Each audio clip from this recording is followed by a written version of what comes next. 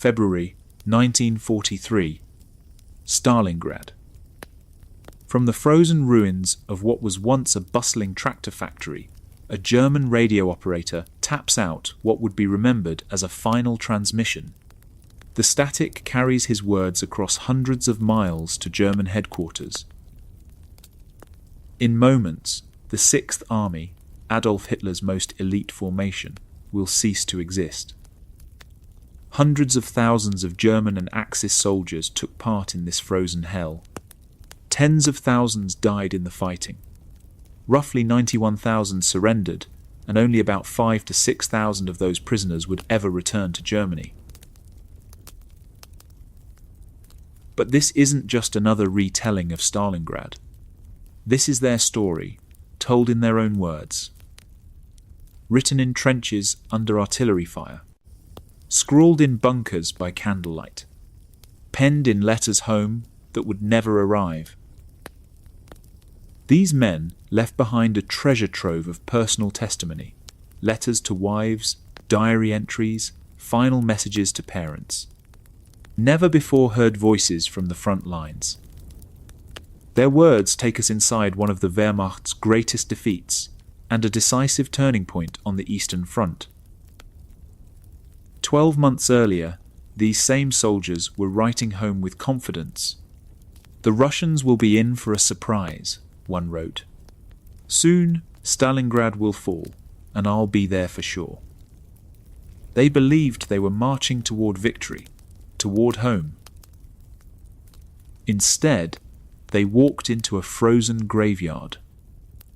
A city that would devour armies.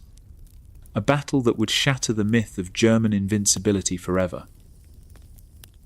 Through their letters, we'll witness the transformation from spring optimism to winter despair.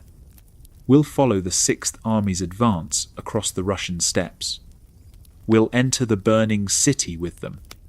We'll experience the War of the Rats, brutal house-to-house combat where death lurked in every cellar and behind every pile of rubble. And we'll be with them when the Soviet trap finally snapped shut. These are the letters from Stalingrad, in their own words. Spring 1942 brought hope to the German war machine. After surviving the brutal winter that had nearly destroyed Army Group Center outside Moscow, Wehrmacht soldiers began writing home with renewed confidence. The snow was melting. Reinforcements were arriving. Victory felt possible again. Private Heinrich Müller scratched out a letter to his wife from a village west of Kursk. "Thank goodness we are through with winter now," he wrote. "It's still cold at night, but otherwise it's nice, and the snow has almost completely disappeared." His pen moved faster as excitement built. "If you don't get another period of rain, the earth will soon be dry, and I think the offensive will start soon." Müller wasn't alone in his optimism. Across the Eastern Front, German soldiers were emerging from their winter bunkers with fresh hope. Lieutenant Klaus Richter wrote to his parents, "All the signs point to that. Replacements are on the way. Weapons and everything is rolling forwards." Then came the line that would echo through countless letters, "Well, the Russians will be in for a surprise." The winter of 1941 had been Germany's first taste of defeat in the East. Hitler's armies had advanced to within sight of Moscow's spires, only to be hurled back by Stalin's winter counteroffensive. German soldiers had fought in temperatures that plunged to -40 degrees, many without proper winter equipment. Frostbite claimed casualties comparable to Soviet bullets. Entire divisions had simply melted away in the frozen hell outside the Soviet capital. But spring changed the calculus. Despite the setbacks, Germany still controlled vast swaths of Eastern Europe. The Wehrmacht remained the most professional fighting force in the world. More importantly, Adolf Hitler had learned from his mistakes, or so he believed. Feldwebel Johann Weiss described the transformation in a letter to his brother. The tank spearhead must be very far away by now. You can no longer hear or see them. Last year, it was different. His tone carried both hope and exhaustion. Hopefully this year everything will work out so that we can finally get out of this bloody, stinking Russia. I'm really fed up.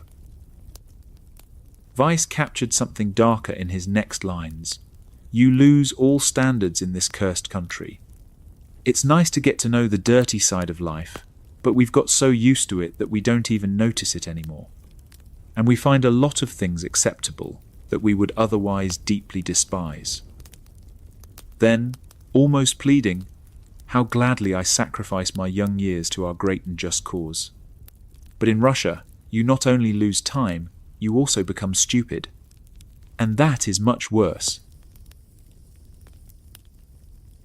Hitler's new strategy emerged from the ashes of the Moscow failure. Moscow would wait. Instead, German forces would strike south toward the economic heart of Stalin's empire, the oil fields of the Caucasus.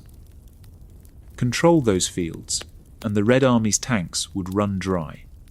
Capture the Volga River port of Stalingrad, and Soviet supplies would be strangled.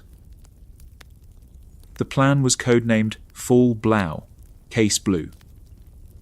It was ambitious beyond measure, requiring German forces to advance over 1,000 miles across hostile territory to reach the Caspian Sea.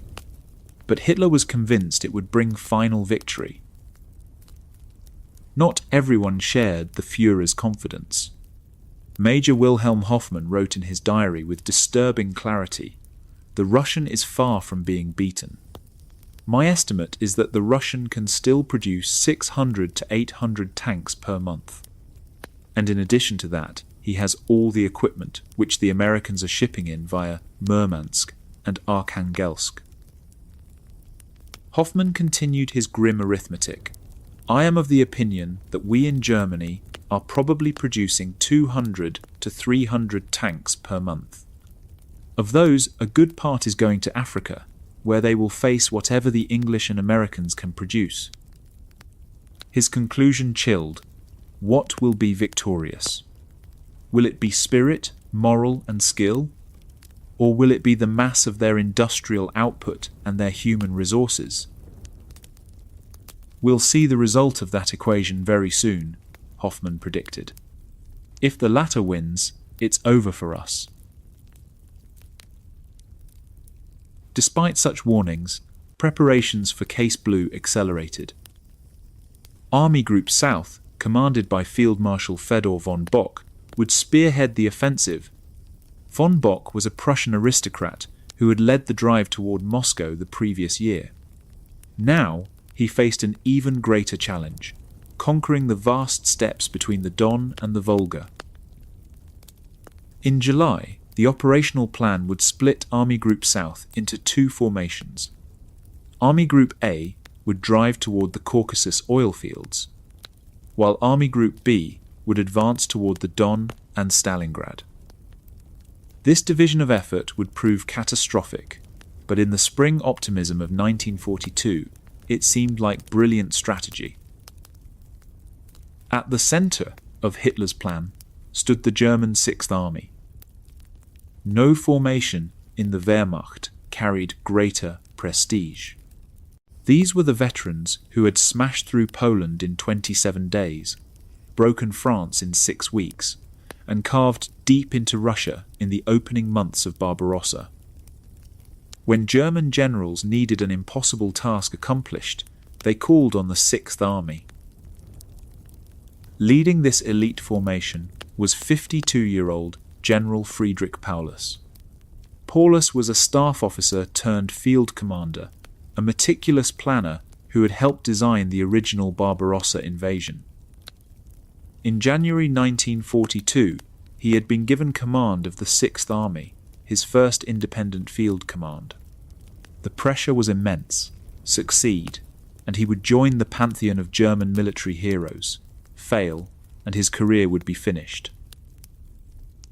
Paulus replaced General Field Marshal Walter von Reichenau a fanatical Nazi who had turned the Sixth Army into an instrument of ideological warfare. Under Reichenau, the army had participated in countless atrocities against Soviet civilians and prisoners of war. Paulus would continue this dark legacy, though he preferred to focus on military matters rather than racial ideology. But the Germans would not fight alone. Hitler's grand strategy required allies. Hungary, Italy, and Romania would provide additional manpower to hold defensive positions while German spearheads advanced toward their objectives. On paper, this seemed logical. In practice, it would prove disastrous. German soldiers made no effort to hide their contempt for their allies. Unteroffizier Franz Siebeler wrote home with brutal honesty, "The Italians are generally useless, stinking, lazy at work, and have a big mouth.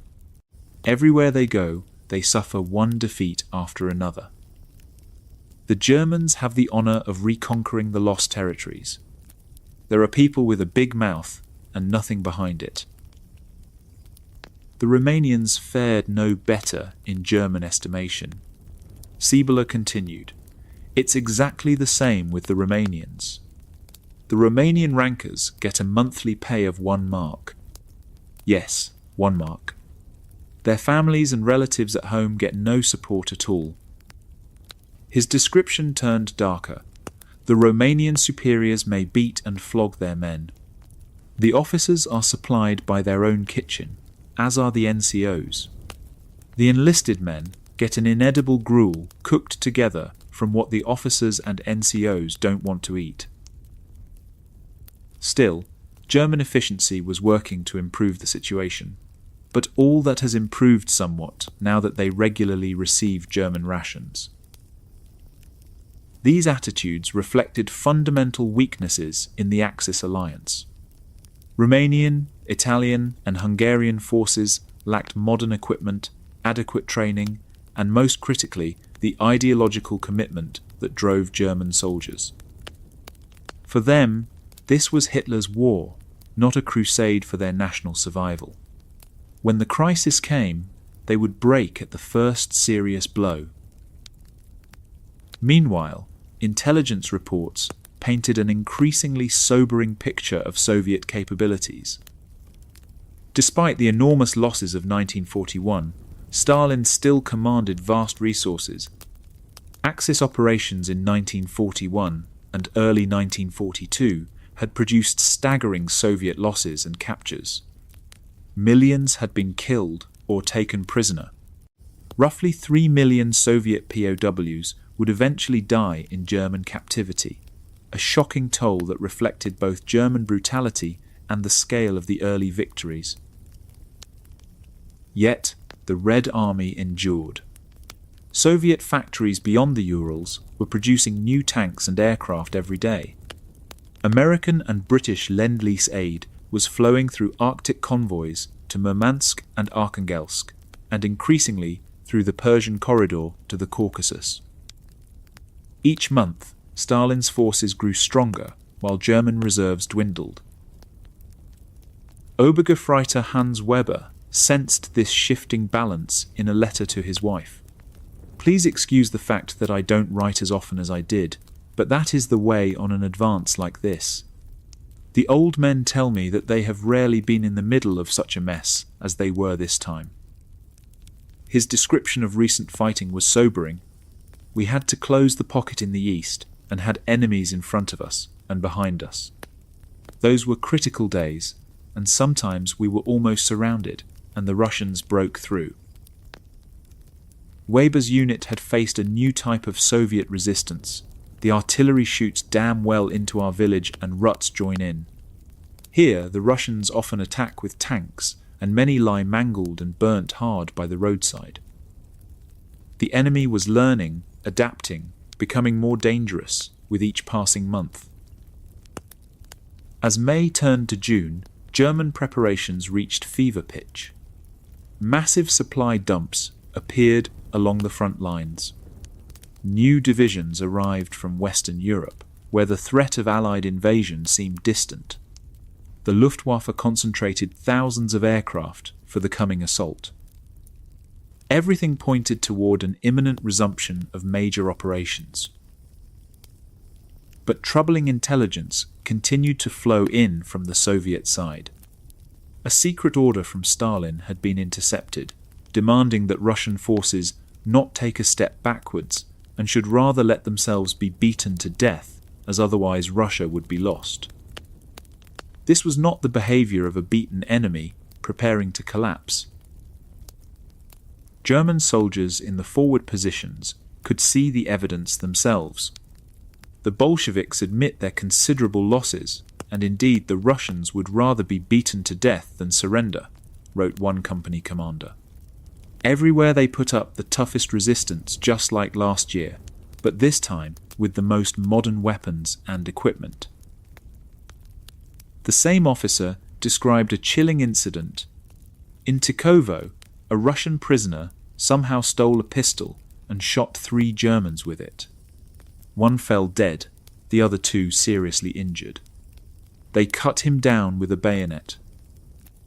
This was the kind of fanatic resistance that would make conquest impossibly costly, even if tactically successful.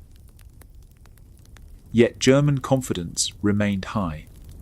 Lieutenant Rudolf Geschöpf wrote to his parents, "At the moment we're advancing south with the tanks. I think our goal for now is Stalingrad. At least that's what I've heard from the tankers." His tone carried the excitement of renewed offensive operations.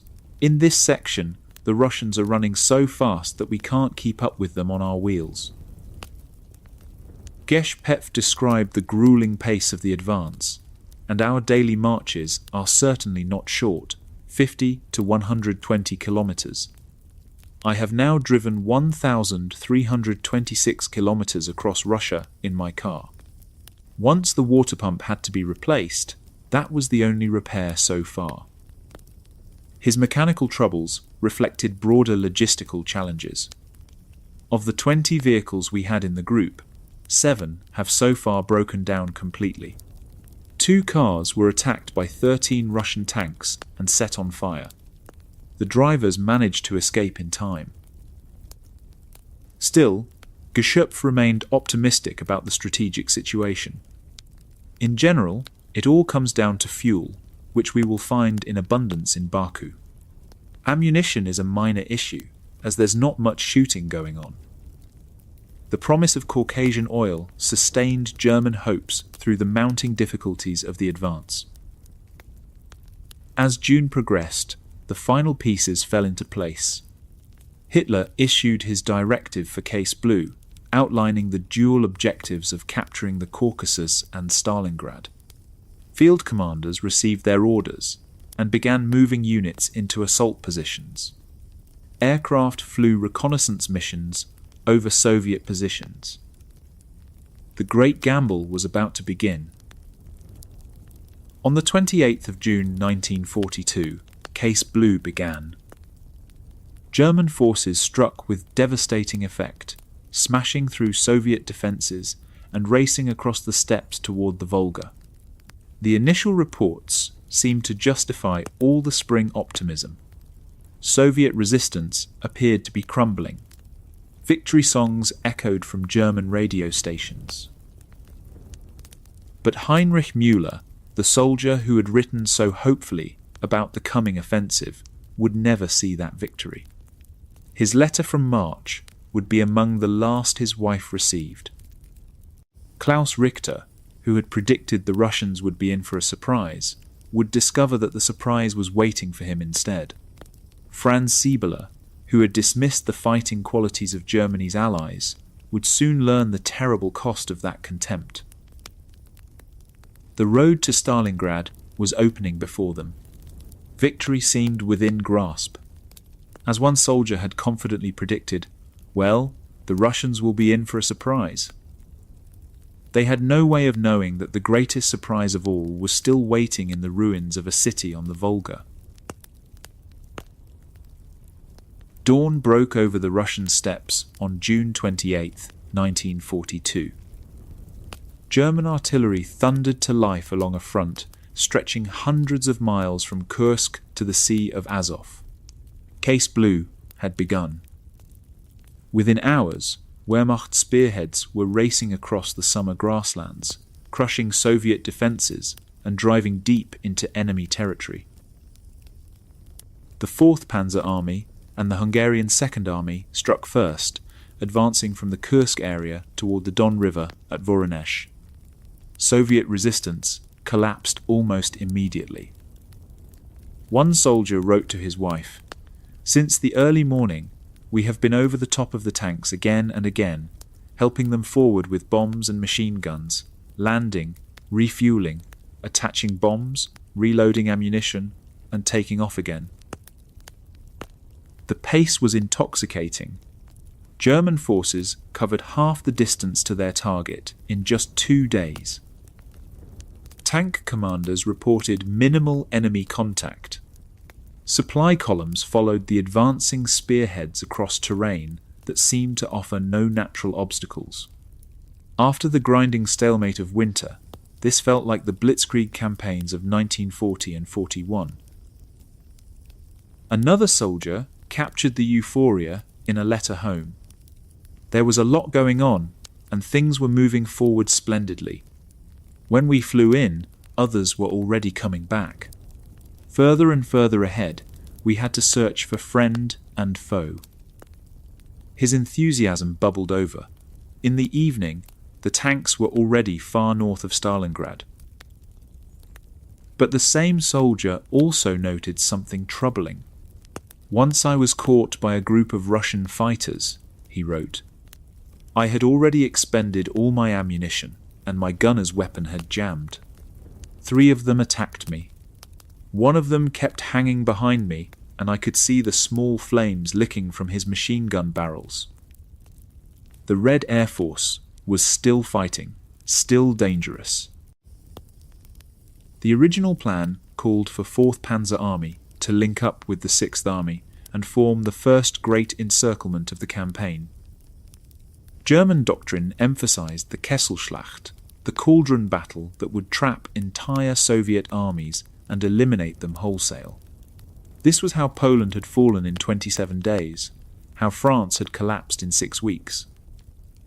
Surround the enemy, destroy him, then advance to the next objective. On July 4th, the 2 German pincers met at Stary Oskol. The trap had been sprung. German commanders marked their maps with satisfaction. Another Soviet force had been eliminated. But when German infantry moved in to mop up the pocket, they found almost nothing. The encirclement was weak, poorly coordinated. The bulk of Soviet forces had escaped before the net could be closed.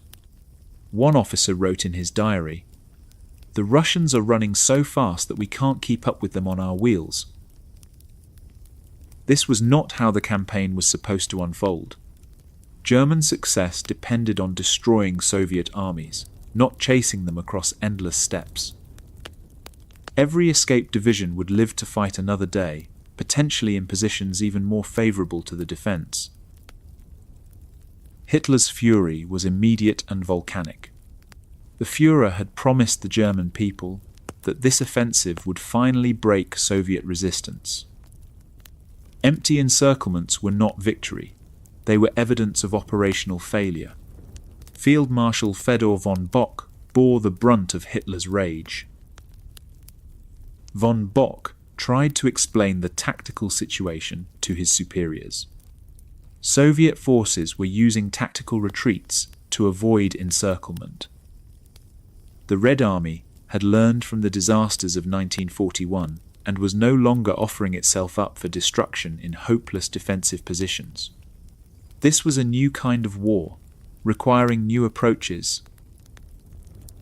Hitler would hear none of it. On July 13th, von Bock sent a prescient telegram warning that the destruction of essential numbers of enemy forces could not be achieved in an operation that would lead right into the heart of the enemy. He wanted to pause the attack, eliminate Soviet forces in the immediate vicinity, before pushing deeper into hostile territory. Von Bock was relieved of his command in mid-July, amid growing operational disputes and Hitler's dissatisfaction with the campaign's progress. Hitler remained convinced that the Red Army was finished, that one more push would bring total collapse. Any general who suggested otherwise was clearly losing his nerve. Meanwhile, the advance continued. Despite the tactical frustrations, German forces were still making impressive territorial gains. Voronezh became the focus of intense fighting in early July. German armoured spearheads reached the Voronezh area in the first week of July, and fighting for the city and its approaches continued through much of the month. The rapid armoured advance covered several hundred kilometres in about a week to 10 days, producing the impression of unstoppable momentum. But the soldiers on the ground were beginning to sense something different. One wrote to his brother, "The tank spearhead must be very far away by now. You can no longer hear or see them. Last year, it was different." There was a weariness in his words. Hopefully this year, everything will work out so that we can finally get out of this bloody, stinking Russia. I'm really fed up. The psychological toll was becoming evident. The same soldier continued, "You lose all standards in this cursed country. It's nice to get to know the dirty side of life, but we've got so used to it that we don't even notice it anymore. And we find a lot of things acceptable that we would otherwise deeply despise. And that is dangerous." On July 9th, the southern arm of the German offensive began. The 1st Panzer Army and 17th Army launched their attack between Izium and Taganrog. These formations would advance as the southern pincer, racing across the Donets River toward the Great Bend of the Don. Together with the northern pincers, they aimed to encircle massive Red Army formations between the Don and Donets rivers. Once again, the Soviets refused to cooperate with German plans. Red Army units retreated faster than the Germans could advance, counterattacking the overstretched Wehrmacht lines wherever possible. One company commander described the chaotic fighting. "Please excuse the fact that I don't write as often as I did, but that is the way on an advance like this. The old men tell me that they have rarely been in the middle of such a mess as they were this time." His account grew more disturbing. "We had to close the pocket in the east and had enemies in front of us and behind us. Those were critical days, and sometimes we were almost surrounded and the Russians broke through. The artillery shoots damn well into our village, and mortars join in. Here, the Russians often attack with tanks, and many lie mangled and burnt hard by the roadside." The nature of Soviet resistance was evolving. No longer the panicked roots of 1941, these were organized withdrawals conducted by increasingly professional forces. Intelligence reports describe Stalin's order that Russian forces should not take a step backwards and should rather let themselves be beaten to death, as otherwise Russia would be lost. One officer noted, "The Bolsheviks admit their considerable losses, and indeed the Russians would rather be beaten to death than surrender. Everywhere they put up the toughest resistance, just like last year, but this time with the most modern weapons and equipment." He described a chilling incident. In Tikovo, a Russian prisoner somehow stole a pistol and shot 3 Germans with it. One fell dead, the other 2 seriously injured. They cut him down with a bayonet. Despite these ominous signs, Hitler remained convinced of imminent victory. In early July, Army Group South began its organizational transformation. The split was formalized in Führer Directive No. 45 on July 23rd, when Hitler declared, "In a campaign lasting little more than 3 weeks, the broad objectives I had set for the southern wing of the Eastern Front were essentially achieved." This assessment was catastrophically wrong. The Red Army had not been destroyed. It had successfully avoided destruction while trading space for time. But Hitler's delusions of success led him to make the most fateful decision of the entire campaign. Stalingrad, once a secondary target, was now elevated to equal priority with the capture of the Caucasus oil fields. Army Group A would pursue the original goal of capturing the Soviet oil fields in the Caucasus. Army Group B, under General Maximilian von Weichs, would advance toward the Volga to smash enemy forces concentrated there and occupy the city of Stalingrad. This decision violated the fundamental principle of concentration of force. Instead of focusing overwhelming strength on a single decisive objective, German forces would now be divided between two distant and divergent goals. With each passing day, the two army groups would move further apart, unable to support each other. The Sixth Army received its new orders with characteristic professionalism. General Friedrich Paulus and his staff began planning the advance toward the Volga. Their objective was clear: capture Stalingrad and cut the vital waterway that supplied Soviet forces throughout southern Russia. One tank officer wrote home with excitement, "I'm taking a short break to write you a few lines. At the moment, we're advancing south with the tanks. I think our goal for now is Stalingrad. At least that's what I've heard from the tankers." His letter captured the renewed sense of purpose. In this section, the Russians are running so fast that we can't keep up with them on our wheels.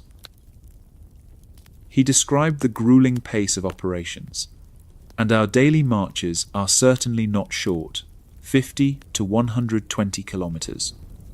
I have now driven 1,326 kilometers across Russia in my car. The mechanical challenges were mounting. Of the 20 vehicles we had in the group, 7 have so far broken down completely. 2 cars were attacked by 13 Russian tanks and set on fire. On July 23rd, the Sixth Army began its historic march toward Stalingrad. An infantry sergeant described the constant movement. "We are on our feet day and night. Wherever things get dicey, we are deployed. Either attack, defense of the main line of battle, and so on." His unit faced a confusing tactical situation. At the moment, we face west. The Russians have broken through somewhere. There's going to be a pocket. Our Stukas are blowing up the bridges over the Donets, not far from us, and the Russians are trapped. The fluid nature of the fighting was becoming apparent. In general, we've had good support from Stukas and other aircraft recently, but we still have to do most things on our own. His final comment revealed the human cost. "They might call us the Queen of all arms, but I'll give you one piece of advice. If you do become a soldier, do everything not to join the infantry. It is the worst, and the casualties are enormous." As the Sixth Army approached the Great Bend of the Don, the landscape changed. The rolling hills of western Russia gave way to vast steppes stretching toward the Volga. One pilot described the view: "This foreign land is so vast, so boundless and so lonely." The Don. Huge, wide sandbanks. Many tributaries. A few strips of forest, and then again steppe. By the end of July, German forces were within striking distance of Stalingrad. Advanced reconnaissance units reported that the city was visible on the horizon. Luftwaffe pilots began flying missions over the Volga, photographing Soviet defenses and industrial installations. The prize seemed within reach. But troubling intelligence continued to arrive. Despite Hitler's claims of decisive victory, the Red Army remained a formidable opponent. Soviet reserves were being moved toward the threatened sectors. American Lend-Lease equipment was arriving in increasing quantities. The enemy was not behaving like a defeated force on the verge of collapse. In late July, General Paulus sent warnings to Hitler's headquarters that the Sixth Army was too weak to take Stalingrad on its own. The advance had stretched German forces across hundreds of miles of hostile territory. Supply lines were vulnerable to Soviet counterattack. Additional support would be necessary to capture and hold such a major objective. But Paulus's warnings fell on deaf ears. Hitler remained convinced that final victory was just one more battle away. The Sixth Army would advance on Stalingrad as ordered. Soon, the swastika would fly over the city that bore Stalin's name. One lieutenant wrote to his parents with confidence. "The day before yesterday, we heard on the radio about the great advance in the Caucasus, and I would have liked to be there. Soon, Stalingrad will fall, and I'll be there for sure." Victory seemed so close, so inevitable. August brought scorching heat to the Russian steppes. As the Sixth Army pressed eastward toward the Volga, German soldiers found themselves crossing a landscape unlike anything they had experienced in Western Europe.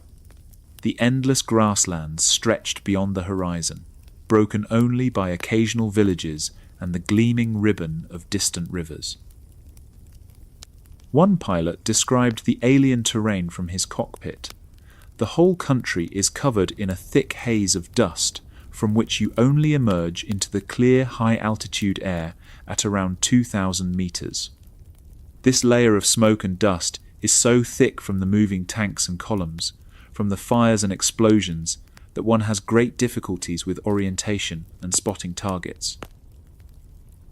Below him, the massive German advance unfolded, tanks crawling across the steppe. Are they friend or foe? It is so difficult and so important to distinguish. Columns stretched for miles. The formations were heading eastwards in dense succession in enormous clouds of dust. Prisoners trotted westwards in large groups without guards. For the men of the Sixth Army, this was their moment. One tank officer wrote home, "At the moment, we're advancing south with the tanks. I think our goal for now is Stalingrad. At least that's what I've heard from the tankers." His excitement was infectious. "In this section, the Russians are running so fast that we can't keep up with them on our wheels." The pace was punishing. "Our daily marches are certainly not short, 50 to 120 kilometers, he continued. "I have now driven 1,326 kilometers across Russia in my car." Equipment was breaking down under the strain. Of the 20 vehicles we had in the group, 7 have so far broken down completely. 2 cars were attacked by 13 Russian tanks and set on fire. Fighting around Kalach and crossings of the Don took place in late July and early August. German forces fought bitter battles to secure bridgeheads across the river. Kalach was reduced by mid-August, opening the way toward the Don-Volga corridor. One soldier described the chaotic combat, main target bridge. Company commander wounded. The next morning, the company and supply train arrive. Artillery fire on the village again. The advance continued under constant pressure. Around midday, the company departed behind 16th Panzer, which had broken through from the bridgehead toward the Volga. Soviet resistance was intensifying. Russian breakthrough on the road. Russian columns to the right and left. Heavy attacks by fighter planes and bombers. The sky filled with explosions. The sky is black with clouds of explosions and flak from the Russians. Despite the opposition, German spearheads pressed forward, soon reached the railway line to Stalingrad. Now advancing along it, recorded 1 unit. By evening, the corps rests in a bulkar. Quiet night. August 10th, brought savage fighting in the forests west of the Don. German troops struggled against Soviet forces using the thick undergrowth for cover. Frustrated commanders ordered the forests set ablaze to drive the enemy into the open. A company commander captured the hellish conditions. This forest is truly a hell on earth, and it has cost us a lot of blood so far. It's easy to get in, but terribly hard to get out. The damned even invites us in and then easily surrounds and ambushes us. The tactical challenge was unlike the open steppes, an easy game in his position. But German confidence remained unshaken. Our operations will ensure that he does not retreat without a fight, the same officer wrote. A major operation is planned with the aim of destroying the Soviets completely, and you can only do that if the enemy faces you in battle. His final lines revealed growing anticipation. At the moment, I am back at the observation post. I would not like to be anywhere else, as there is no better place to prove what is expected of a future officer. August 23, 1942, became a date burned into history. Advanced units of the German 16th Panzer Division reached the Volga at Rhinoch, north of Stalingrad. For the first time since the campaign began, German soldiers stood on the banks of the great river. The moment was electric. Radio operators transmitted the news. The tanks are already on the Volga. But the narrow corridor to the river remained precarious, constantly threatened by Soviet counterattacks from the north. On the same day, the Luftwaffe unleashed its most devastating assault yet on Stalingrad itself. Wave after wave of bombers pounded the city. Stalin had refused to evacuate the population, leaving hundreds of thousands of civilians trapped in the inferno. One pilot described the massive air operation, 23rd of August, 1942. Today was a big day for the Luftwaffe and tanks. Since the early morning, we have been over the tanks again and again, helping them forward with bombs and machine guns, landing, refueling, reloading ammunition, and taking off again. The intensity was overwhelming. There was a lot going on, and things were moving forward splendidly. When we flew in, others were already coming back. Further and further ahead, we had to search for friend and foe. Even veteran pilots were pushed to their limits. Once I was caught by a group of Russian fighters. I had already expended all my ammunition and my gunner's weapon had jammed. The aerial combat was vicious. 3 of them attacked me. One kept hanging behind me, and I could see the small flames licking from his machine gun barrels. I was fighting for my life and got away without a hit. You can't be too happy about something like that. By evening, the destruction was visible for miles. In the evening, the tanks were already hard north of Stalingrad. There we got a lot of fire from the flak. I flew back along the route of advance. The cornfields and steppes were burning for miles. The bombing campaign created unprecedented devastation. Heavy Luftwaffe raids in late August produced large civilian casualties, though exact figures remain contested by historians. Roads, bridges, factories, and residential areas all came under relentless attack. Another pilot witnessed the surreal sight from above. Today we had a remarkable sighting.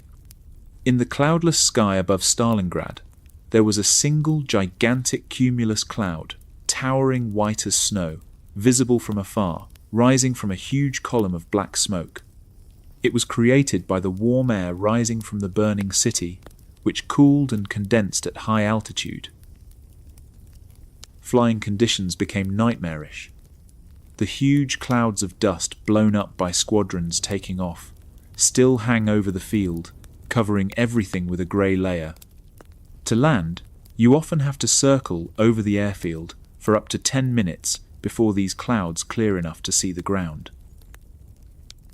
Evacuation of civilians began only at the end of August. With such a large population, it was far too late to clear the city completely. Estimates suggest hundreds of thousands of civilians remained trapped when German forces arrived, though exact numbers vary widely among historians. German ground forces reached Stalingrad's outskirts by month's end. Artillery began falling on the railway lines leading into the city. Soviet supply routes were being systematically severed. One soldier described the intensifying combat, the Russians firing shrapnel over our positions, impacts of artillery and machine guns on the hilltops, the scary howling, whistling and crashing. Around noon, we have to evacuate 2 kilometers to the northeast. Soviet firepower was formidable, Russian artillery and flak pummeling the railway line. Danger lurked everywhere. Yesterday, when we wanted to drive along the railway line, we were fired on immediately by Russian flak, so that the splinters threw up dust around the car. Casualties mounted. 2 men of the 1st Company were killed yesterday by Russian tanks, 1 seriously wounded.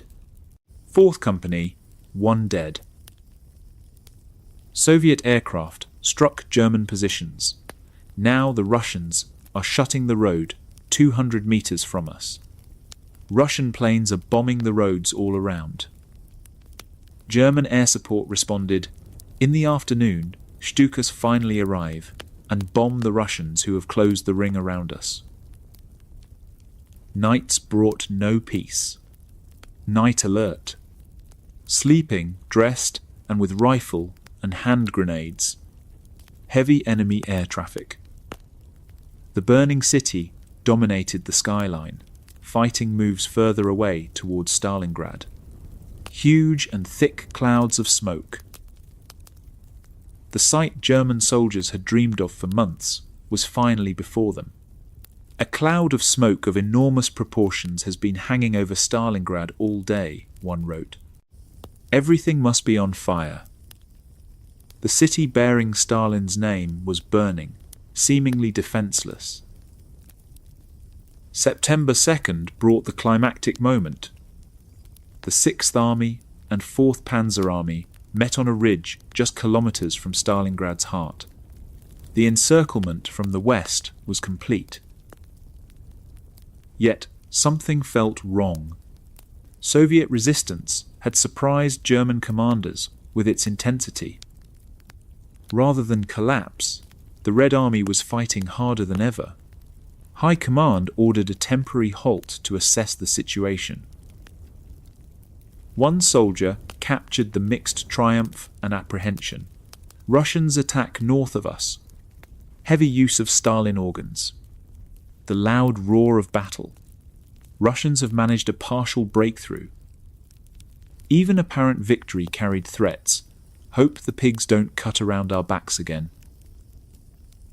Leave was cancelled.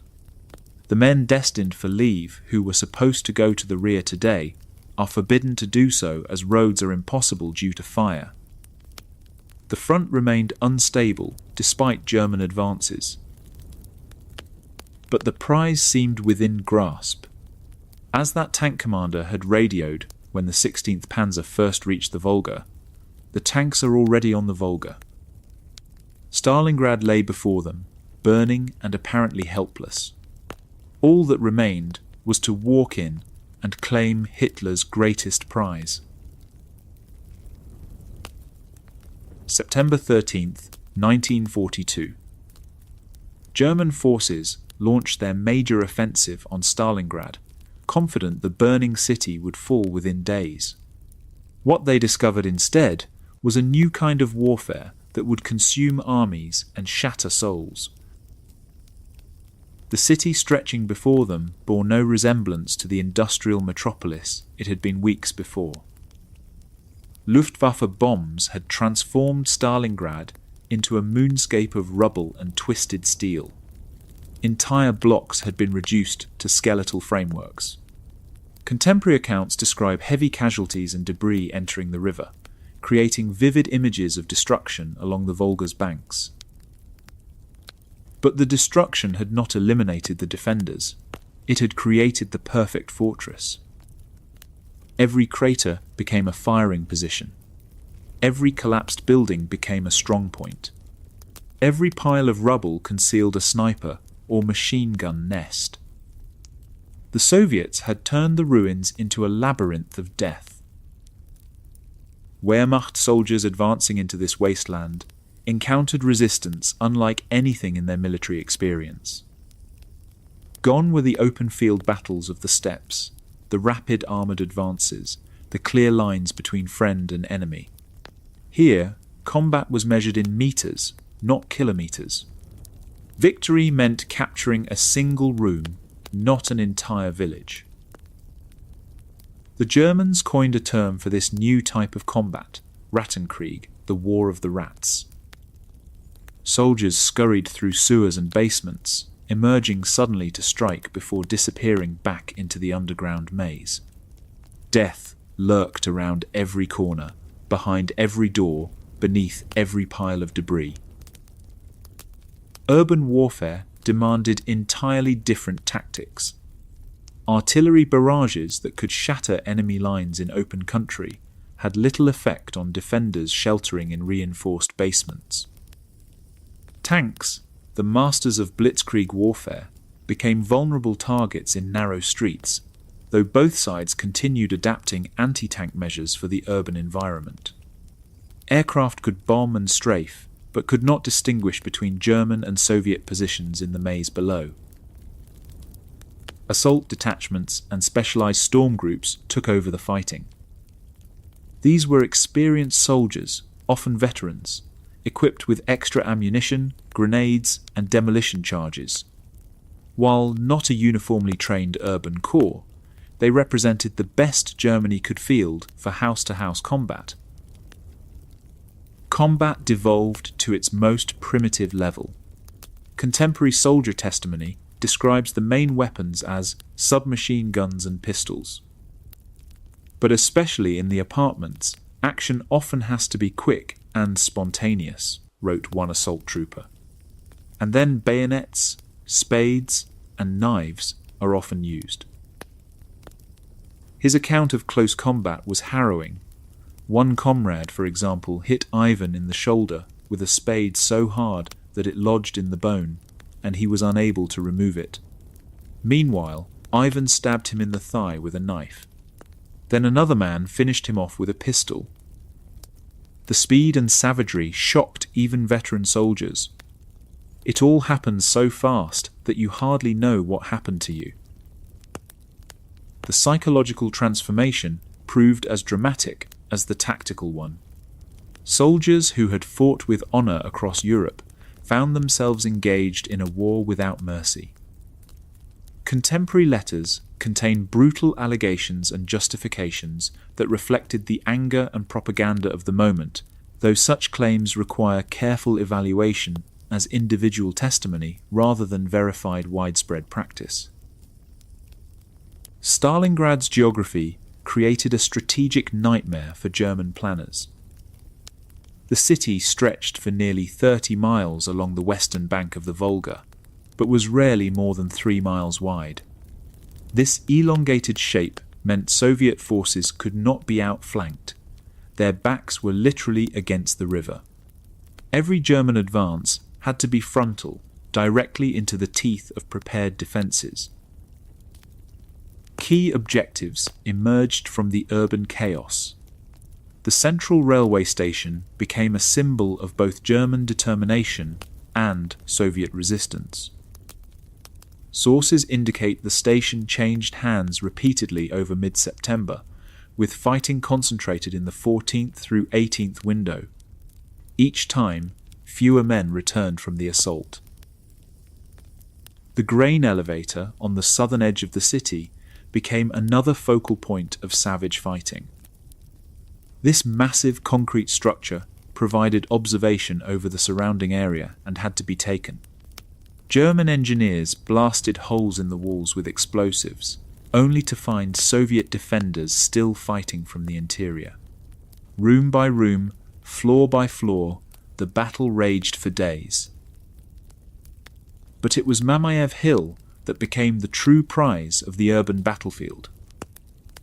This 330-foot-high mound dominated the entire city and provided observation of the Volga crossings that supplied Soviet forces. Whoever controlled the hill controlled Stalingrad. Both sides understood this, and both sides were willing to pay any price to possess it.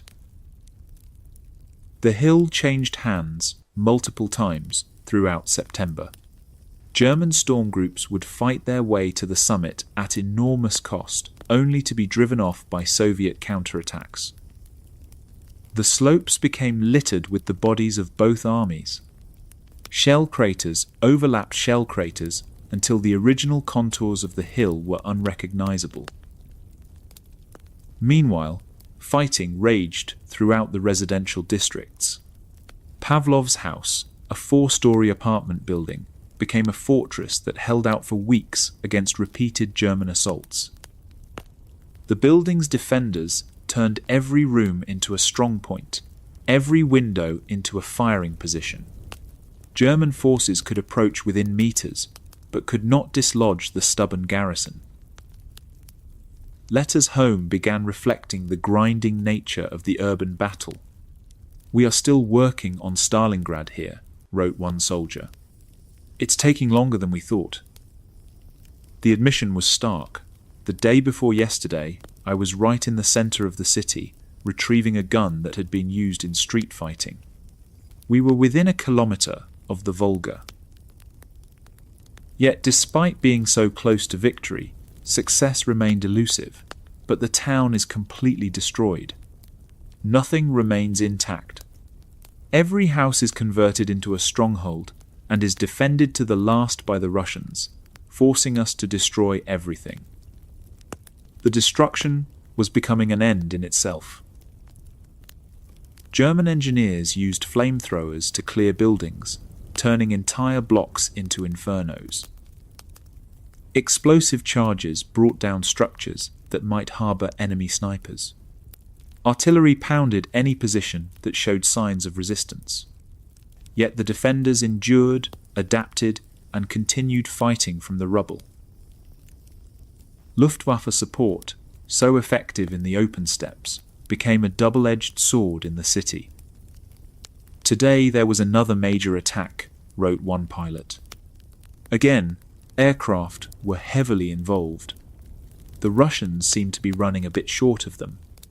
They don't come so often anymore. But bombing the ruins often helped the defenders by creating more cover and obstacles for German infantry. By mid-September, German forces had managed to compress Soviet defenders into a narrow strip along the Volga. The pocket was only 9 miles long and 3 miles wide at its widest point.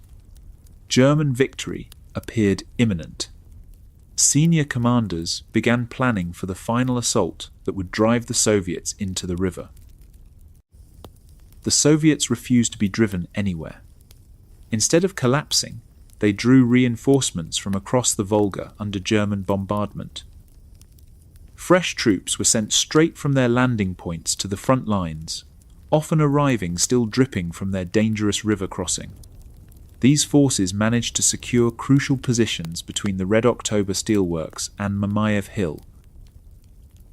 The industrial district in the northern part of the city became the next focus of German attacks.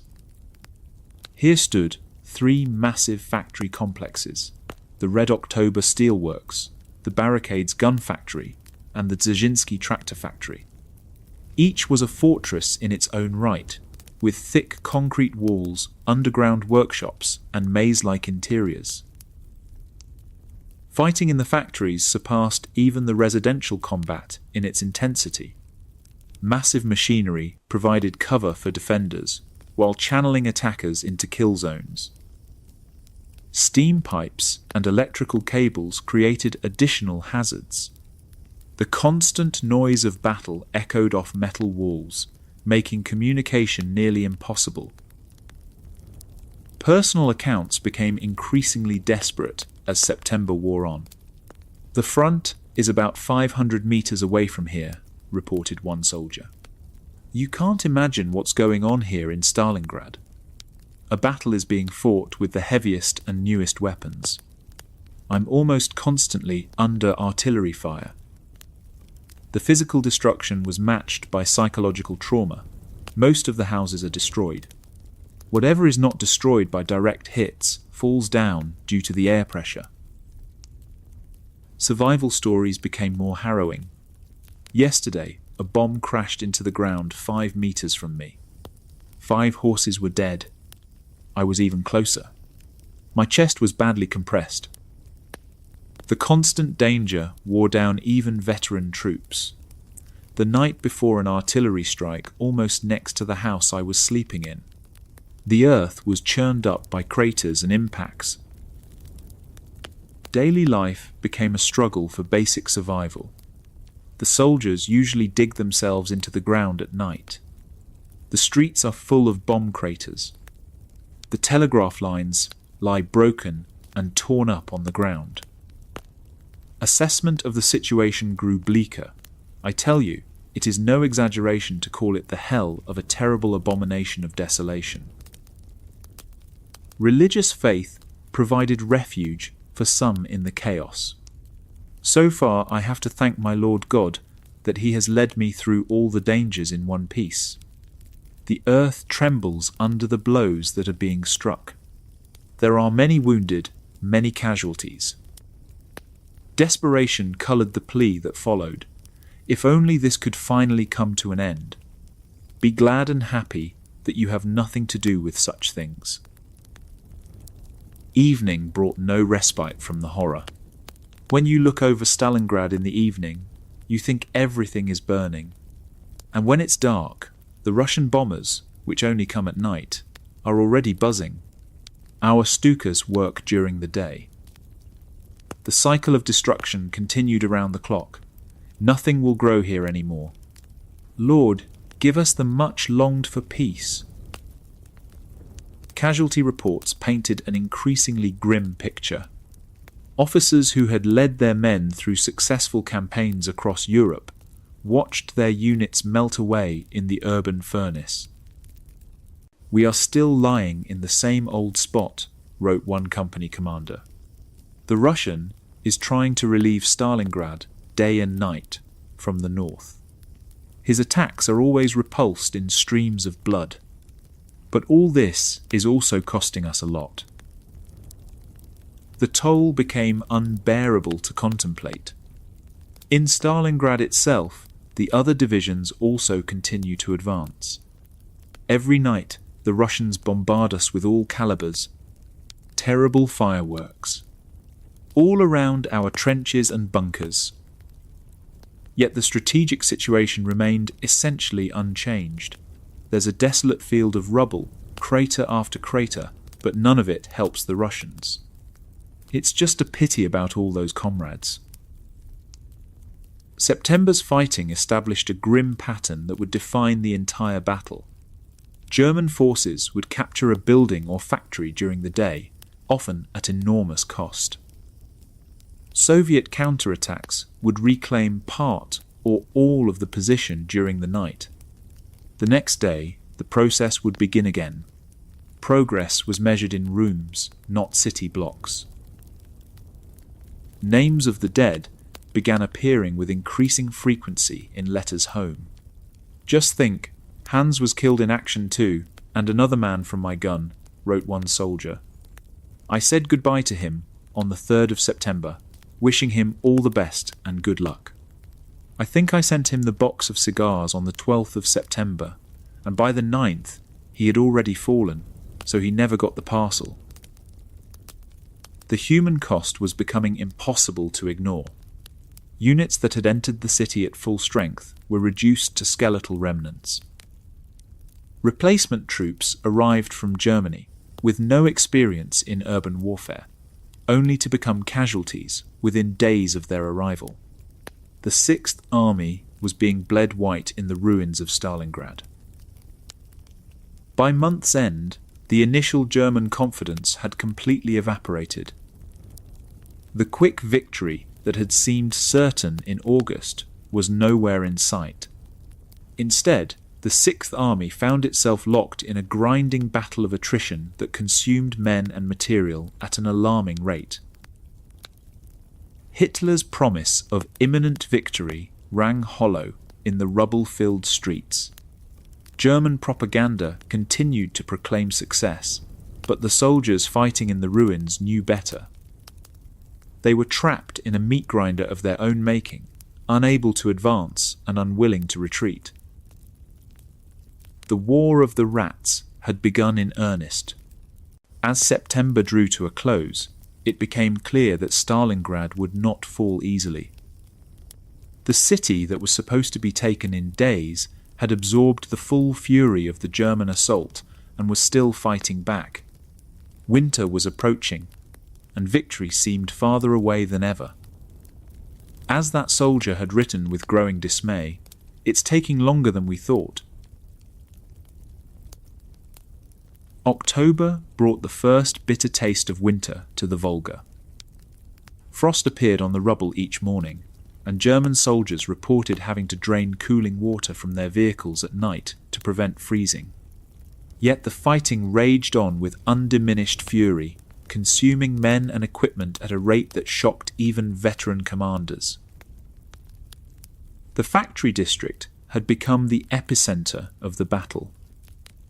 3 massive industrial complexes dominated the northern part of the city: the Red October Steel Works, the Barricades Gun Factory, and the Dzerzhinsky Tractor Factory. Each represented a fortress that had to be taken room by room, workshop by workshop, in fighting that defied every principle of modern warfare. German assault battalions had evolved into something unprecedented in military history. These were no longer the mechanized formations that had swept across Europe. Instead, they had become specialized urban warriors, equipped with flamethrowers, explosive charges, and submachine guns. Their tactics bore more resemblance to medieval siege warfare than 20th century combat. Inside the Red October Steel Works, fighting reached levels of intensity that seemed to belong to another planet. Massive blast furnaces provided cover for Soviet defenders while channeling German attackers into predetermined kill zones. Steam pipes hissed and sparked, creating additional hazards in the industrial maze. The constant clang of metal on metal mixed with gunfire and explosions until individual sounds became indistinguishable. Soldier accounts began describing conditions that strained the limits of human endurance. One company commander wrote, "You wouldn't believe the hard fighting here. The Russians are defending themselves to the last and have dugout after dugout armed with steel cupolas." His description of German efforts was sobering. If you had seen the firing display in front of us in the last few days in which we attacked day after day, from morning to night, with the heaviest weapons. The scale of firepower being employed was staggering. Contemporary accounts describe Stukas working around the clock. About 100 artillery pieces let loose their salvos on the positions from dusk till dawn. Anti-aircraft, anti-tank guns, and other weapons are at work. Yet despite this overwhelming bombardment, Soviet resistance remained unbroken.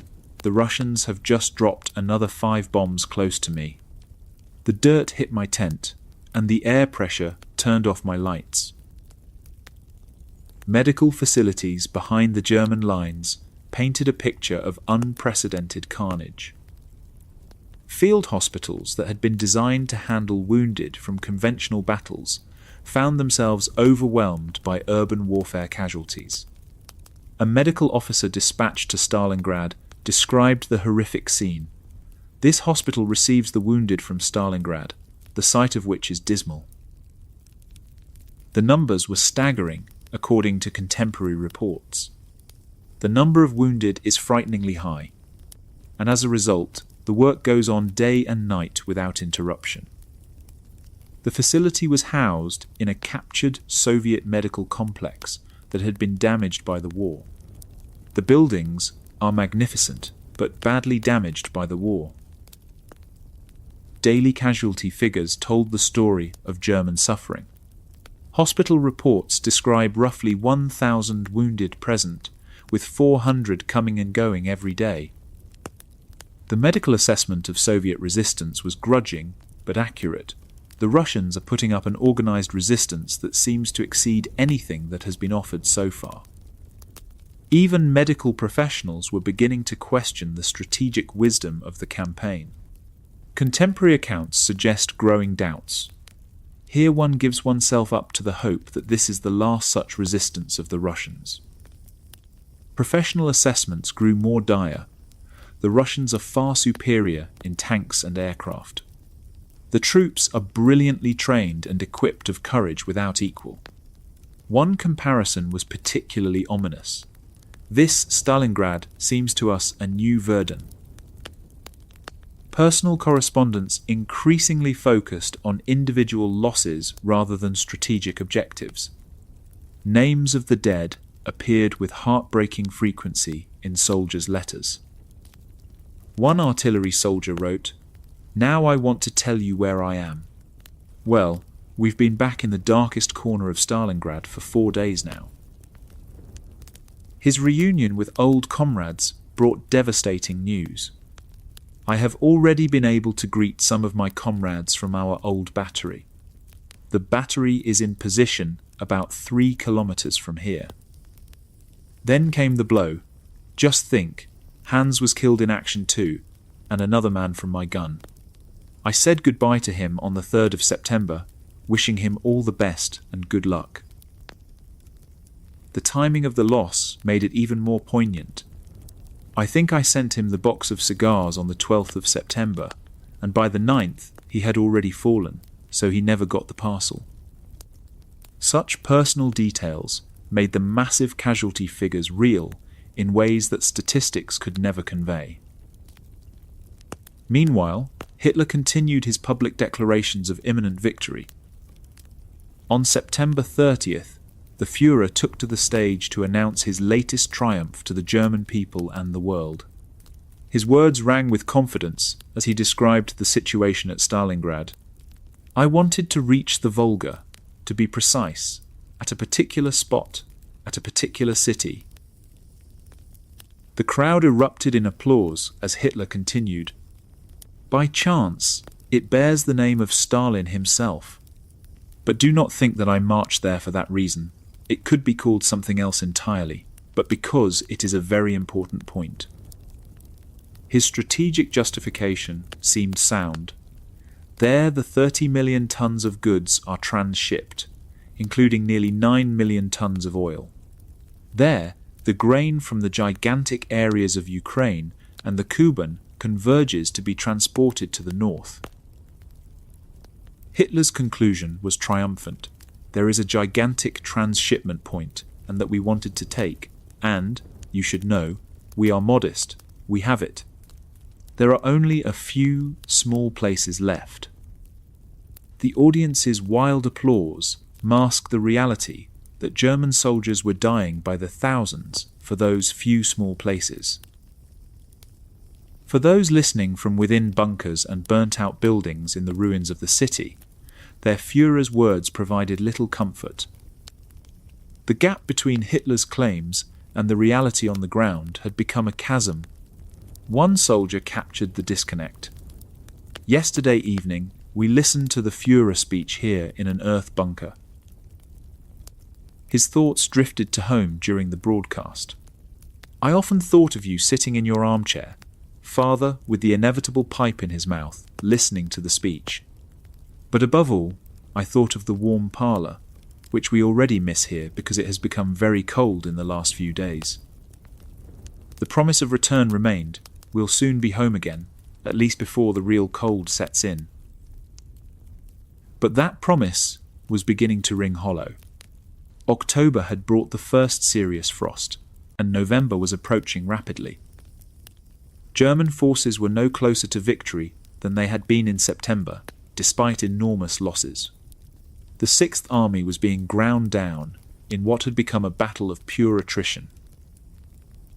Furious at his force's inability to finish the job, Hitler ordered the formation of specialized assault pioneer units. These shock troops would be specially trained to knock down obstacles and fortifications. Operation Hubertus would finally smash Soviet resistance once and for all.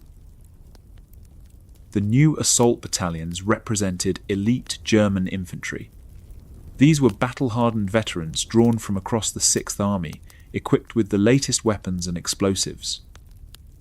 They carried extra demolition charges, flamethrowers, and specialized equipment for urban warfare. If anyone could break the deadlock in Stalingrad, it would be these formations. Their targets were carefully selected for maximum impact. The barricades gun factory and the railway loop east of Mamayev Hill were designated as primary objectives. Other key targets included the Red October steelworks and the Commissar's house and pharmacy east of the weapons factory. Success here would split the Soviet defences and open the way to the Volga. On November 6th, the specialised pioneer battalions arrived in the city. They were sent straight to the front without delay. Time was running out as winter approached, and Hitler demanded immediate results. Between November 9th and 14th, in freezing temperatures, the pioneers launched multiple attacks on Soviet positions. The fighting that ensued surpassed anything previously experienced in the urban hell of Stalingrad. Contemporary accounts describe heavy casualties in conditions that challenged the limits of human endurance. Men fell in tunnels, underground galleries, cellars, and factory buildings. One participant described the unprecedented violence. The ferocity of the fighting here surpasses anything previously experienced. The attacks around the tractor factory come one after the other at any time of the day or night. The attacks came without warning, surprisingly without artillery preparation. It often starts with a rain of hand grenades that are hurled towards us with the help of a slinging device unleashing a veritable firestorm. Combat reached its most primitive level during Operation Hubertus. Soldier testimony describes battles decided with flamethrowers and improvised weapons. Ammunition becomes scarce in the ongoing battles, reported one veteran. What followed was warfare stripped of all technological advantages, with contemporary accounts describing hand-to-hand combat using bayonets, pistols, and even improvised weapons. Death could come from anywhere in the industrial maze.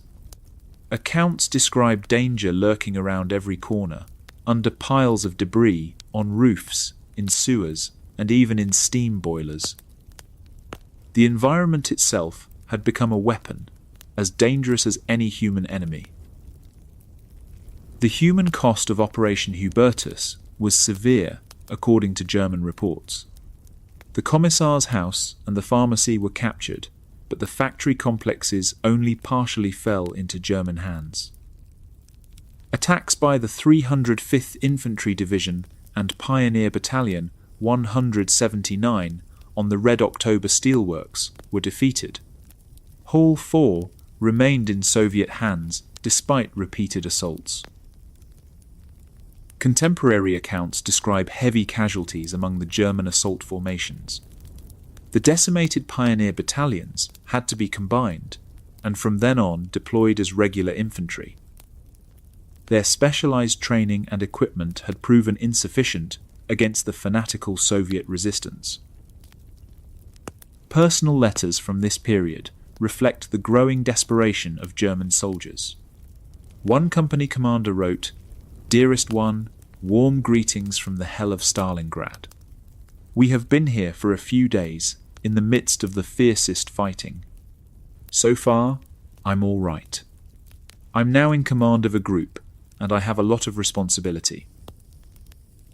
His account of recent combat was sobering. "I've already lost 3 of my men, but we are not despairing. Like weeds, we are not easy to kill." The date was significant. Today is the 9th of November. I'm writing in the bunker and in the trench. We were alerted on the 5th. The Russians had attacked, but were brilliantly repulsed. Daily life had become a constant struggle for survival. We were under heavy artillery fire every day. I had my baptism of fire a few days ago.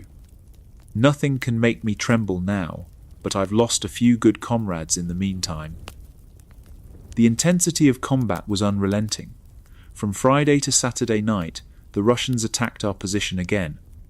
I was in position with my machine gunner when suddenly hand grenades landed in front of our hall and the attack began on the groups to my left. Equipment failures added to the dangers. Our machine gun jammed after one burst because of the sand and dirt. But then we repulsed the attack with hand grenades. The Russians had suffered another serious defeat. Despite the tactical success, the broader strategic situation remained unchanged. Living conditions had deteriorated beyond recognition. I don't think you'd recognize me if you saw me now. 14 days without a drop of water to wash myself, without a shave. I squat once a week, and the dirt just peels off. My beard is almost as long as my father's. Personal hygiene had become impossible. By now, we have been relieved and are in a cellar a little further back. Bombs and grenades are raining down, but we don't mind. We were just doing our laundry. It was already moving as if it was alive. Lice had become a constant companion. We spend every spare minute hunting for lice. Even requests for supplies from home reflected the desperate conditions, but please do not send any sausages or meat products. Just biscuits, sugar, sweetener, cigarettes, and the lighter, candies, flint, soap, razor blades, skin cream, tobacco pipe. Temperature continued dropping as October gave way to November. Soldier accounts described temperatures falling to -30 degrees. We spent in the tent with a lack of wood, so that we can only heat it once in the morning, at noon, and in the evening. One NCO's assessment was bleak. Our NCO said it couldn't get any worse, and that it wasn't any worse last year. I tell myself that if it doesn't get any worse, I'll make it. Meanwhile, the fighting continued to claim victims with relentless precision. Unit rosters shrank daily as experienced soldiers fell to sniper fire, artillery, or the brutal hand-to-hand combat that characterized urban warfare. Replacement troops arrived from Germany with no experience in this type of fighting, only to become casualties within days. The psychological toll was becoming as devastating as the physical casualties.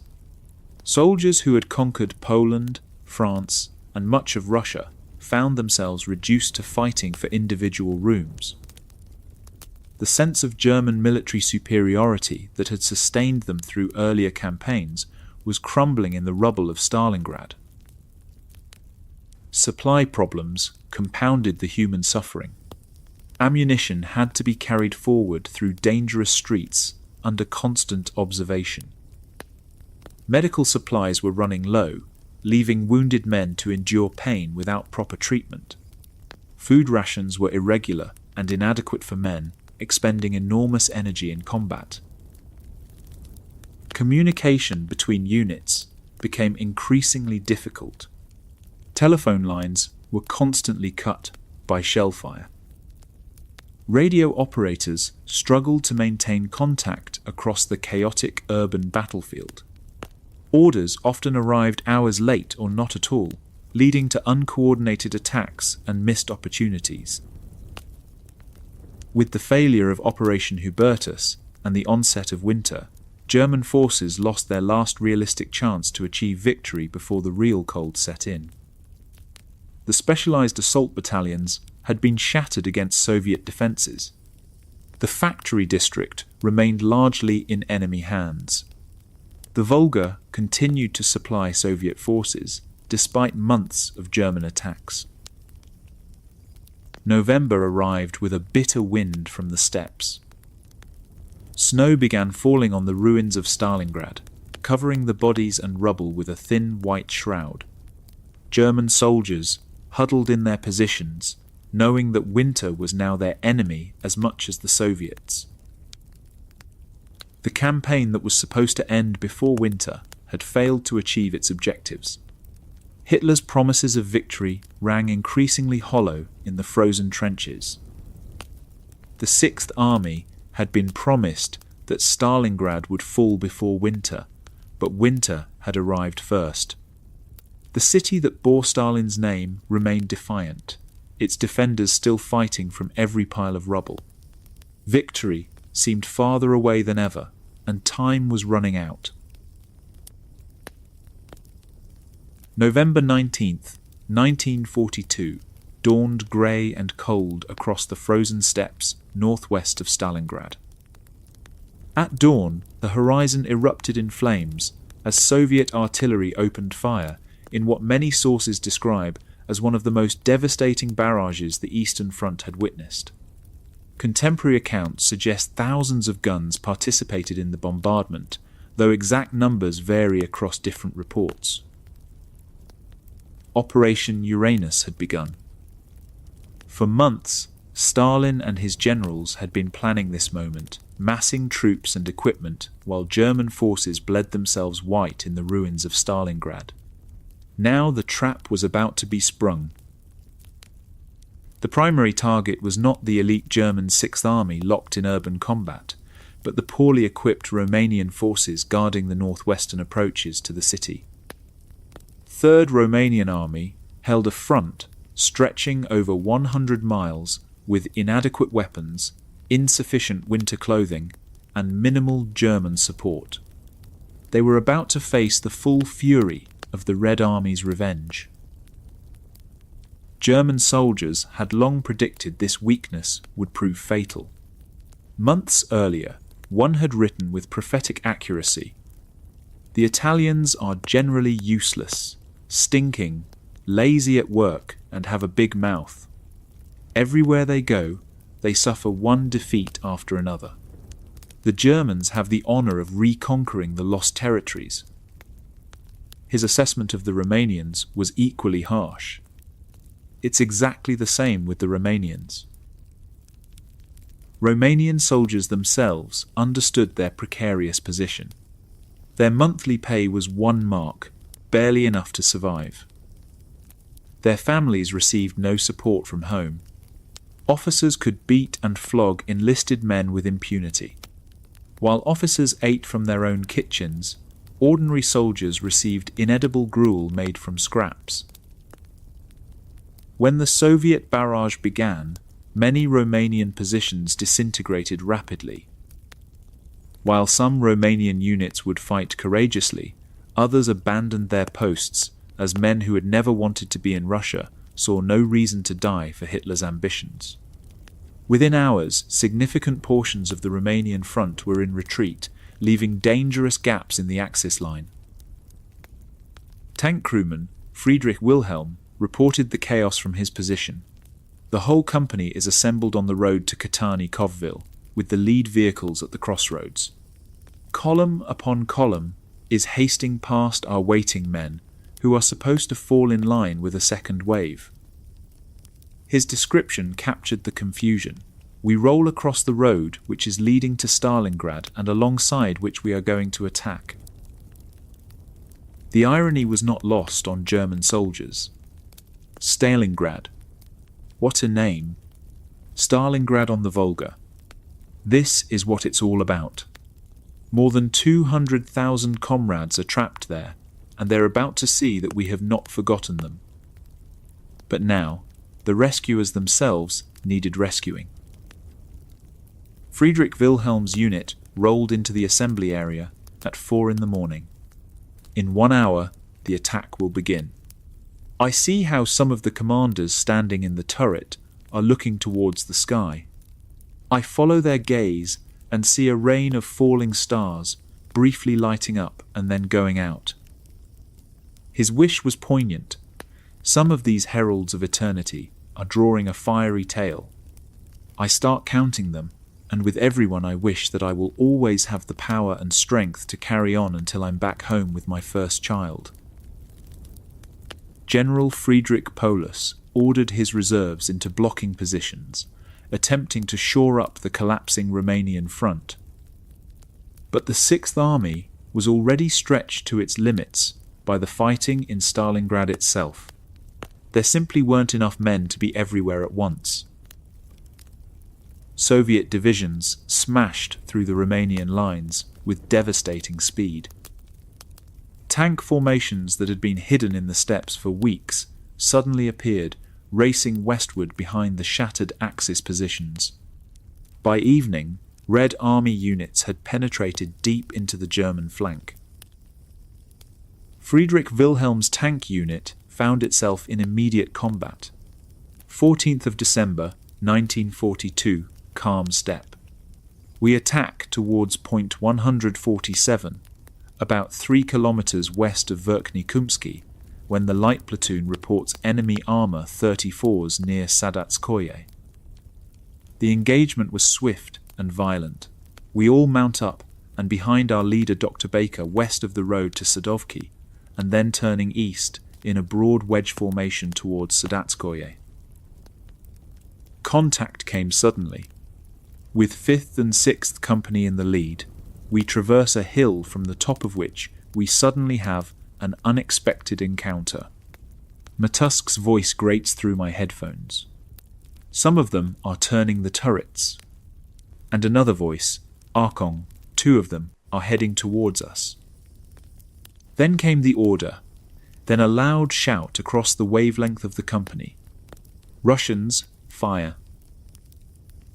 The tank battle was brief but decisive. In confirmation of this, there are 2 muzzle flashes ahead as the 2 Russian tanks which are closest to us open fire. The shell is howling over our turret, and I duck in and button up. They are only about 400 meters away now, but firing on the move, they couldn't even hit a barn door. German training and equipment proved superior, and then the covering tanks of our companies opened fire. The effect is spectacular. The 2 Russian 34s are torn apart in violent explosions after a multitude of impacts.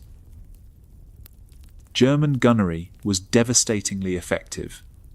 At ranges under 600 meters, our long 5-centimeter guns are lethal even for the 34s. And with our higher rate of fire and our far superior training, the whole matter was over as quickly as it had begun. The results spoke for themselves. Half a dozen 34s had turned around early, trying to escape. But these were quickly finished off by the 7.5-centimeter tanks of the Heavy Company, whose guns could crack them like a nut at ranges of up to 1,200 meters. Friedrich Wilhelm surveyed the battlefield 20 minutes later. Standing in my turret, about 20 minutes later, I can see black smoke rising up from the wrecks of 36 Russian tanks. At about 1500 hours, we headed back to Verkhny Kumsky, where in the meantime another large group of Russian tanks, including several 52-ton giants, had attacked. They too had been repelled, and 8 had been destroyed. German losses were minimal. Our own losses had been low. 2 tanks lost and 9 damaged, most of which will be operational again in a few days. Yet, despite tactical successes, the strategic situation continued deteriorating. It is now 2100 hours, and I'm sitting in the turret of my tank. I don't know what else to write. Outside the world seems to be on fire. The tank commander's final observation was ominous. Just hours after the northern assault began, Soviet forces launched a second devastating attack. This time, the blow fell south of Stalingrad, where Romanian and German forces had been advancing from their bridgeheads at Kletskaya and Serafimovic. Once again, Axis lines crumbled under the impact.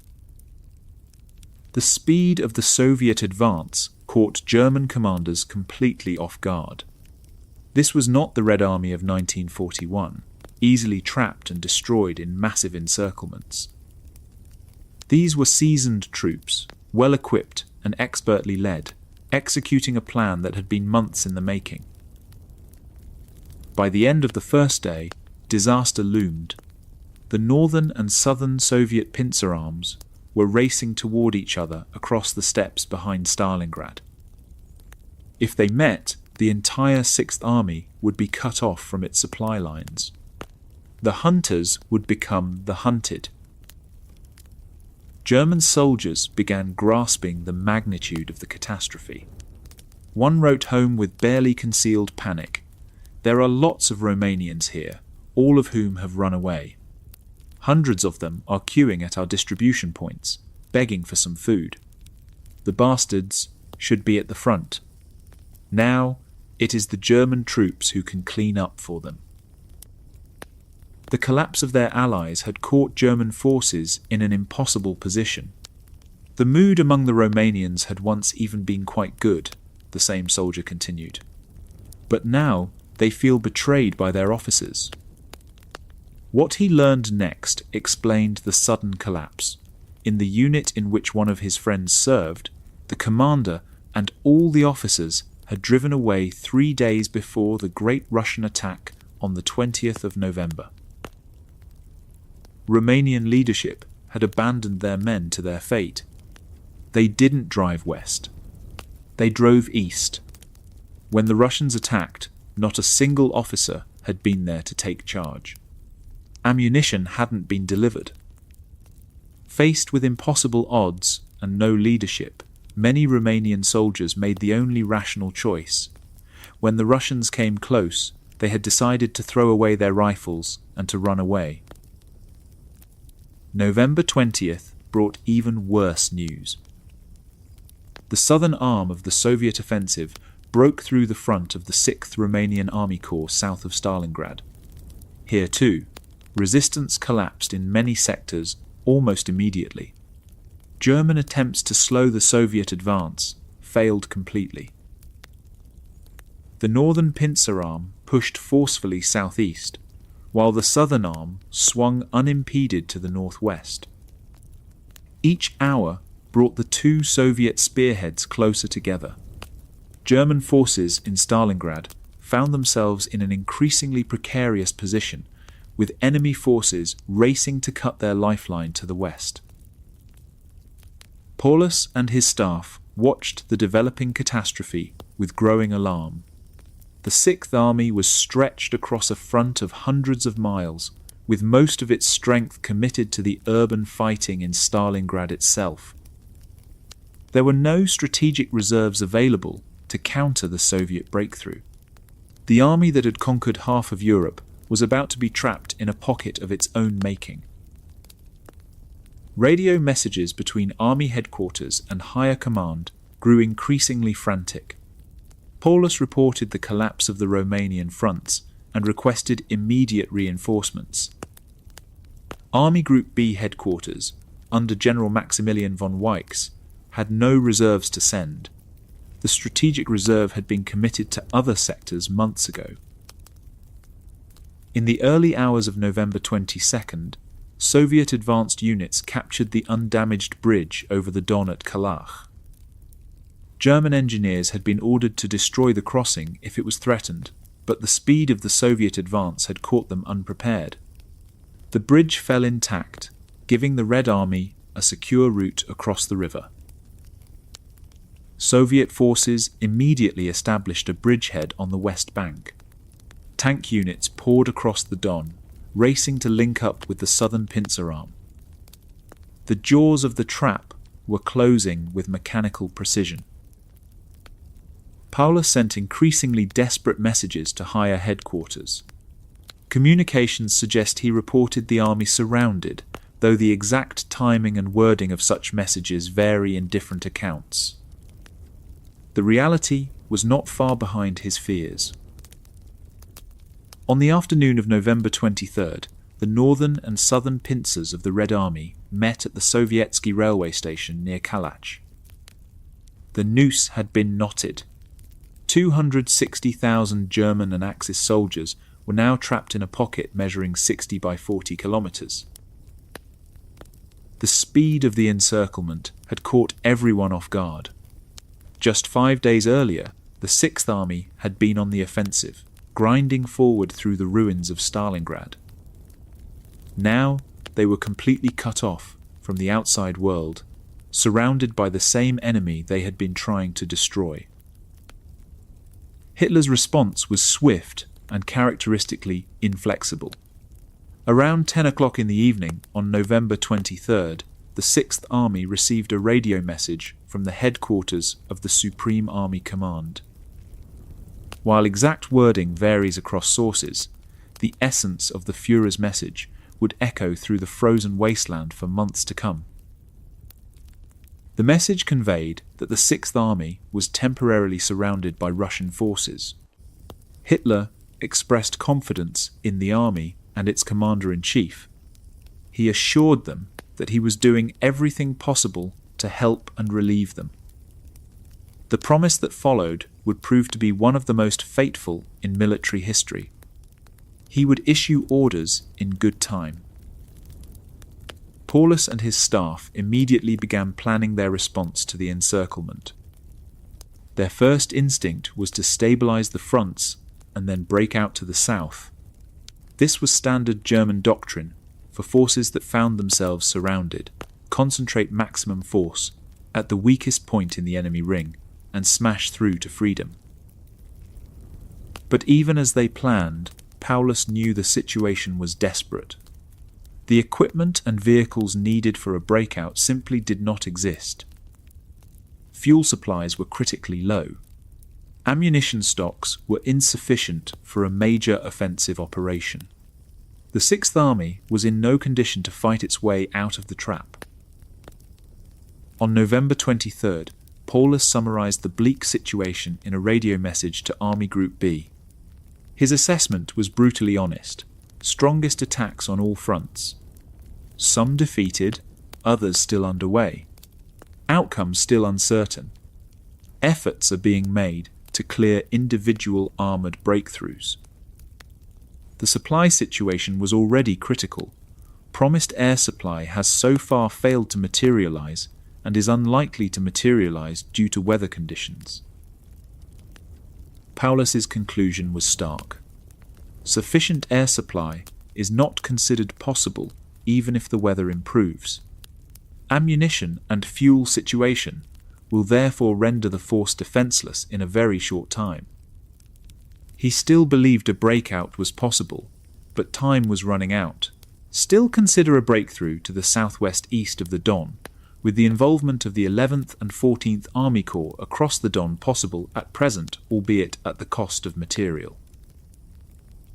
The message represented a clear request for permission to attempt a breakout while it was still possible. Paulus knew that every hour of delay would make escape more difficult.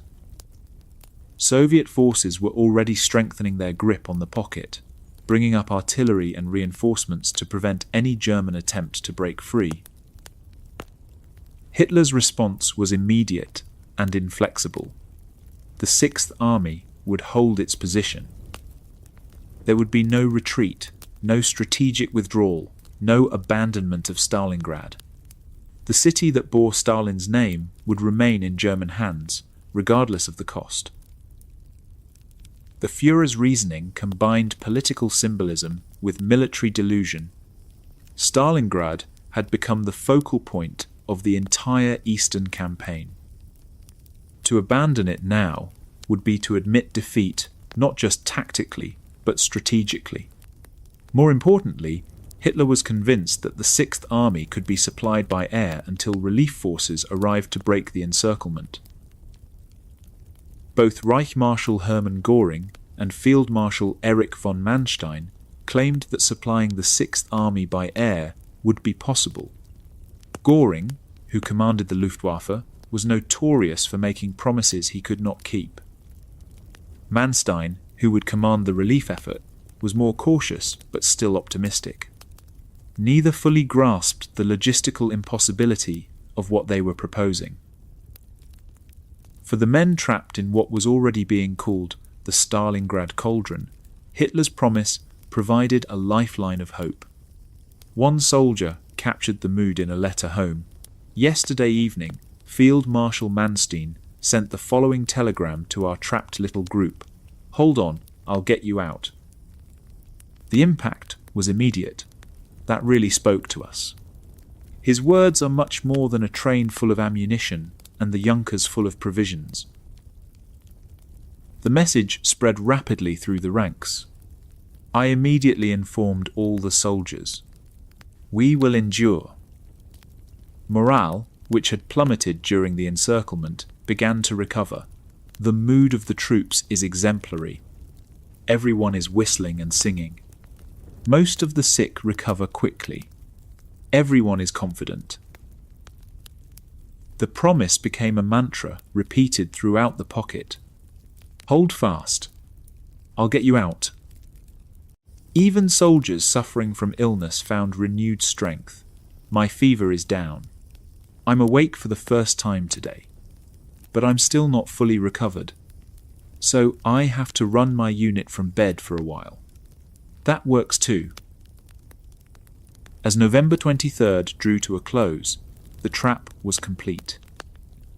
260,000 German and Axis soldiers were surrounded in a frozen wasteland, cut off from supplies, reinforcements, and realistic hope of escape. The greatest encirclement battle in military history had begun. The men who had marched confidently toward the Volga just months before now faced a choice between death and surrender. Neither option seemed acceptable to soldiers who had conquered most of Europe. They would fight on, sustained by promises that would prove impossible to keep and hope that would prove to be false. The cauldron was sealed. Winter was coming. And 260,000 men were about to discover that sometimes the hunters become the hunted. December arrived with a vengeance across the frozen steppes. Temperatures plummeted to -30 degrees Celsius, and the promised airlift that would sustain the Sixth Army proved to be a deadly illusion. Inside the Stalingrad cauldron, 260,000 German and Axis soldiers were slowly starving to death while waiting for a rescue that would never come. The mathematics of survival were brutal and unforgiving. The Sixth Army required a minimum of 300 tons of supplies per day to remain operational, with 500 to 750 tons needed to keep it fully effective. On only 3 days during the entire month of December would the Luftwaffe manage to deliver even the basic minimum. Most days brought far less, and some days brought nothing at all. Reich Marshal Hermann Göring had promised Hitler that the Luftwaffe could sustain the encircled forces by air. This pledge was based on an utter lack of understanding of logistical realities. Over 71 days of airlift operations, the Luftwaffe would manage to deliver just over 8,300 metric tons, averaging a meagre 117 tons per day. This was less than a third of the minimum required tonnage, a deficit that translated directly into starvation, freezing, and death.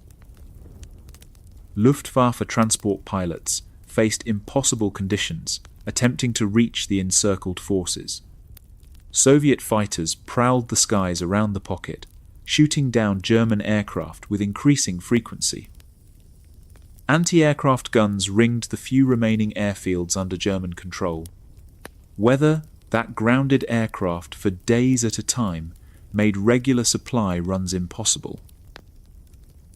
The aircraft pressed into service were largely obsolete, Junkers 52 transports and converted Heinkel 111 bombers.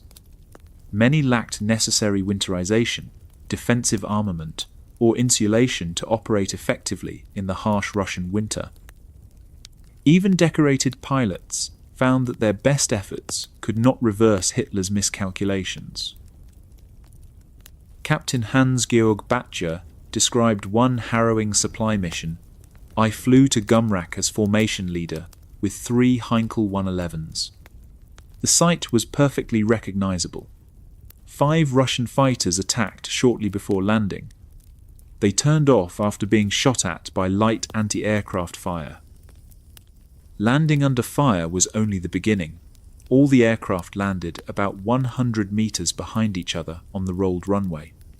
Bomb craters and wrecked aircraft to the right and left of the 50-meter-wide runway made landing very difficult. The desperation on the ground was immediately apparent. When after a few minutes no personnel could be seen, I decided to roll up to a nearby road where lorry convoys were driving past. I unloaded the rations. What happened next shocked even veteran aircrews.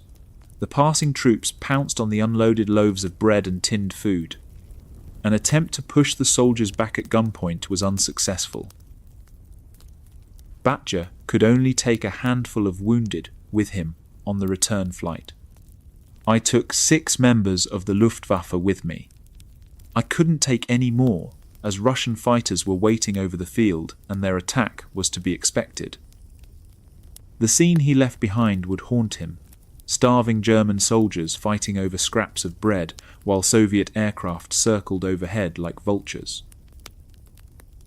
Inside the pocket, letters home painted an increasingly desperate picture. The confident tone of autumn had given way to barely concealed despair. One soldier wrote, "Russia can be compared to a cold iron coffin whose lid hasn't been soldered shut yet, because now and then there's time to ventilate the contents a little." Hunger had become the dominant reality of daily life.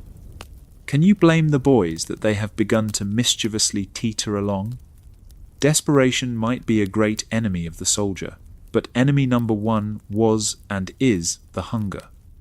It hurts so much that we search the dead Russians for bread and often find pea flour too, which we then cook in water without salt. You can imagine how hungry we are. Rations had been reduced to 200 grams of bread and 30 grams of lard or sausage per day. The army had long since eaten its horses. Now men began slaughtering their dogs, which had been feeding on rats and corpses.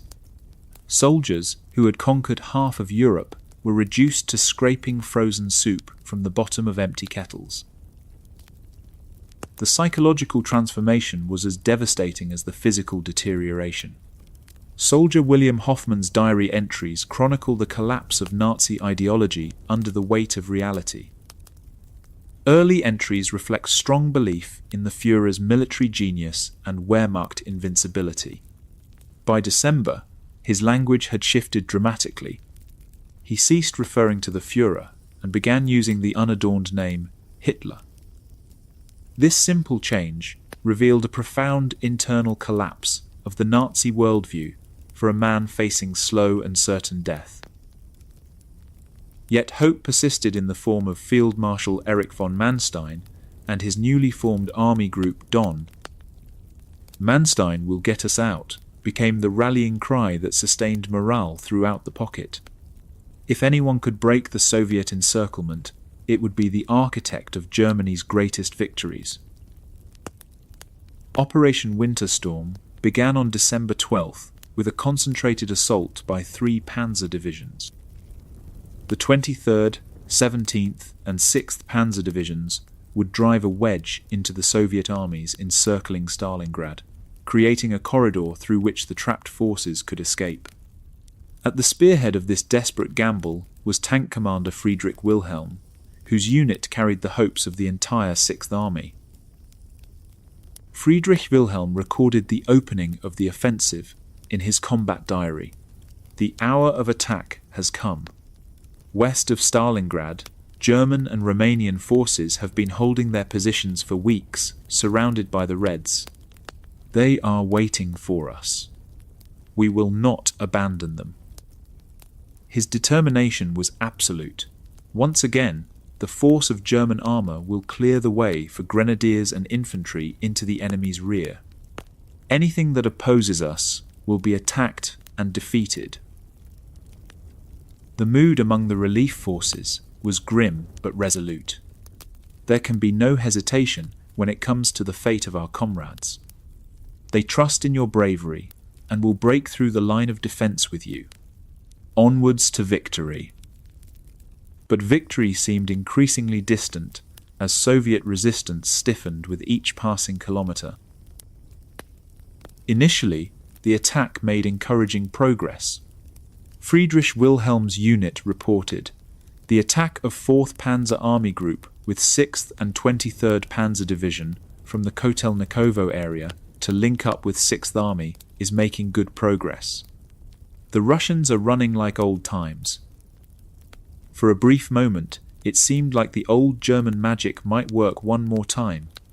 8th Army Corps has to take over the entire combat command in addition to the supply.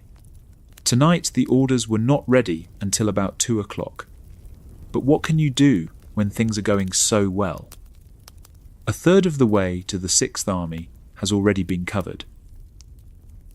But the relief force was woefully inadequate for the task.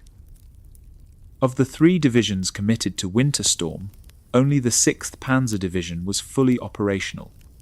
The others were understrength formations that had been cobbled together from various sources. Against them, the Soviets could deploy entire armies that had been specifically positioned to prevent any relief attempt. Friedrich Wilhelm's tank unit advanced steadily towards Stalingrad throughout mid-December. His diary entries captured both tactical successes and growing strategic concerns. The tank battle of Verkhny Kumsky, the thrust towards Stalingrad. Everything is over. No day on which there wasn't any fighting. Light at first, so light that there was the faint hope that the Russian had not even realized that we were thrusting deep into his territory. The advance covered nearly 40 kilometers in the first 24 hours. But Soviet resistance began mounting. Then the inferno, relentless Russian attacks, often at regimental strength and supported by armour, had to be repelled. No water, little food. The entire village in flames. Our own casualties rising by the hour. The relief force was being ground down, attack and counterattack again and again. Only our Luftwaffe brought respite when our Junkers 88s and Junkers 87s dropped their eggs on the Reds. On December 16th, the Soviets launched Operation Little Saturn, a massive counteroffensive aimed at Manstein's left flank and rear.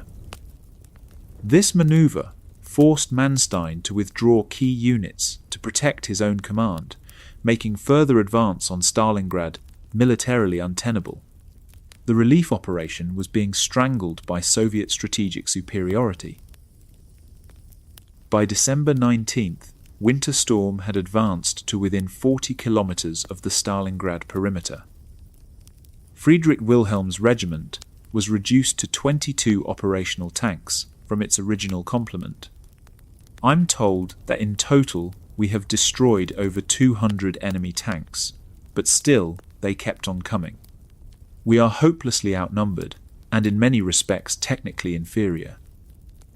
His assessment was brutally honest. Superior leadership, morale, and training alone is not sufficient.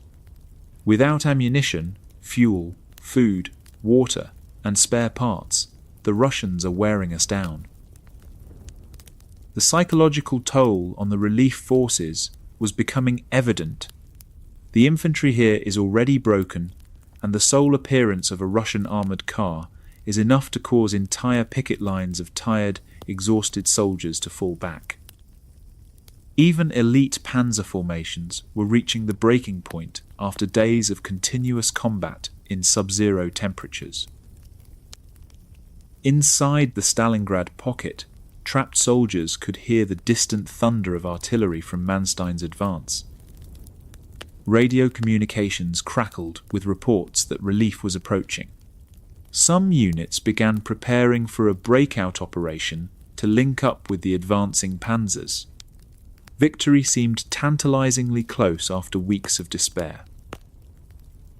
The loss of key supply airfields at Tatsinskaya on December 22nd and Morozovskaya the following day drastically increased the distance transport aircraft had to fly to the pocket.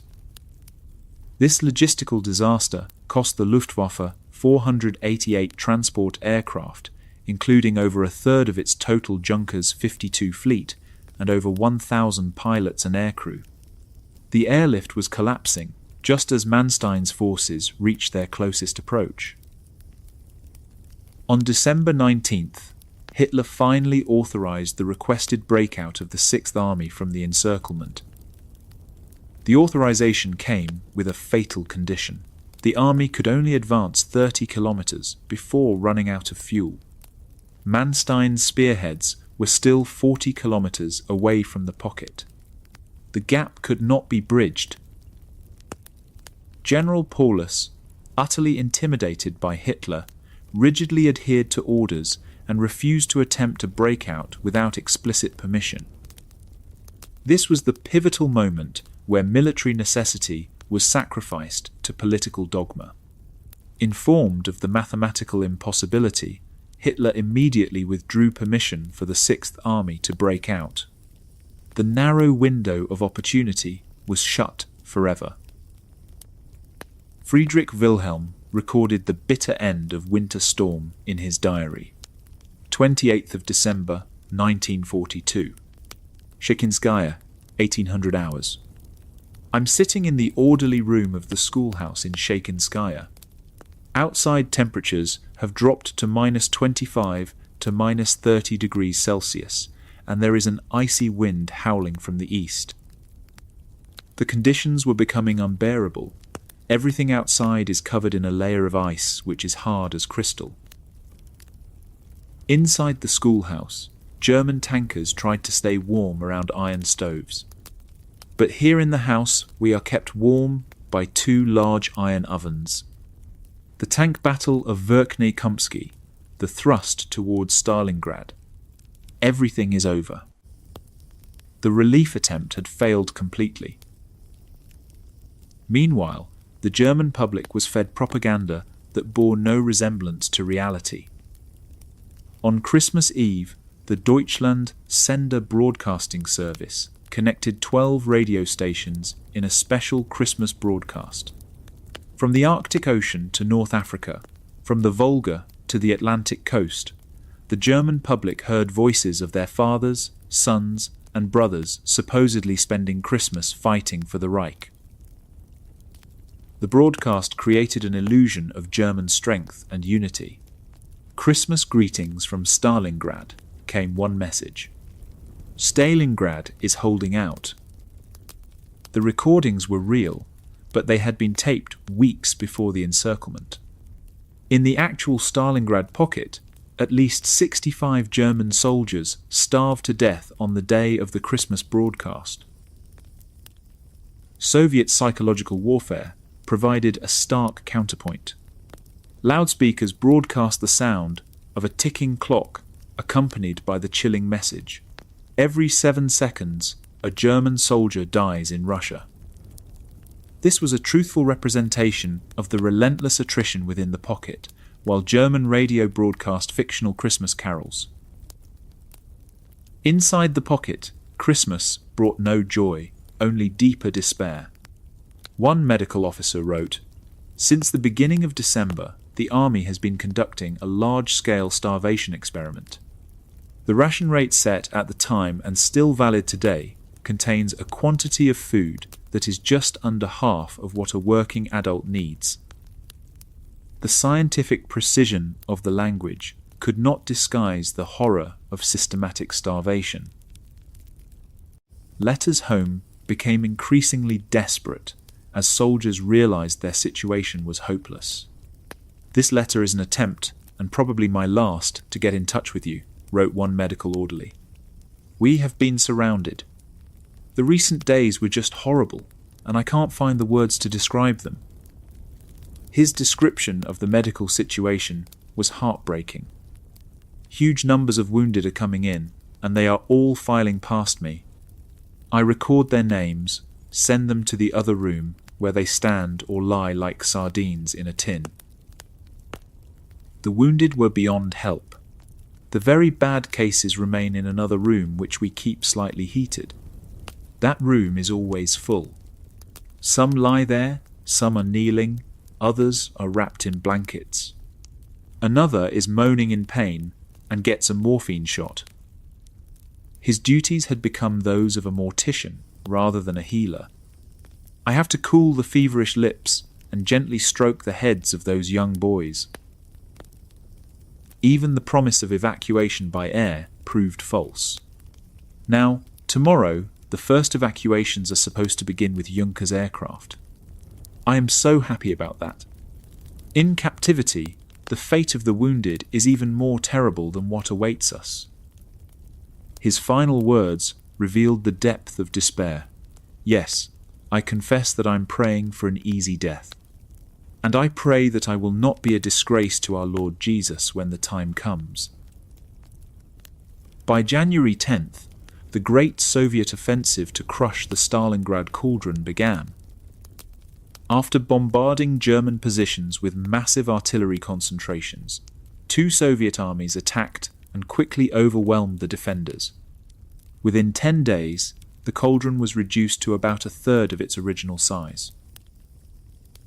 The airfields that provided the only escape route came under increasing pressure.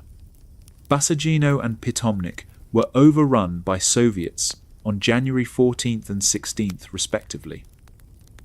On January 22nd and 23rd, the remaining airfields fell to the Russians. Trapped German troops now had to rely entirely on airdrops, which proved woefully inadequate. By then, 12,000 wounded were lying untreated in the ruins. Medical supplies had run out weeks earlier.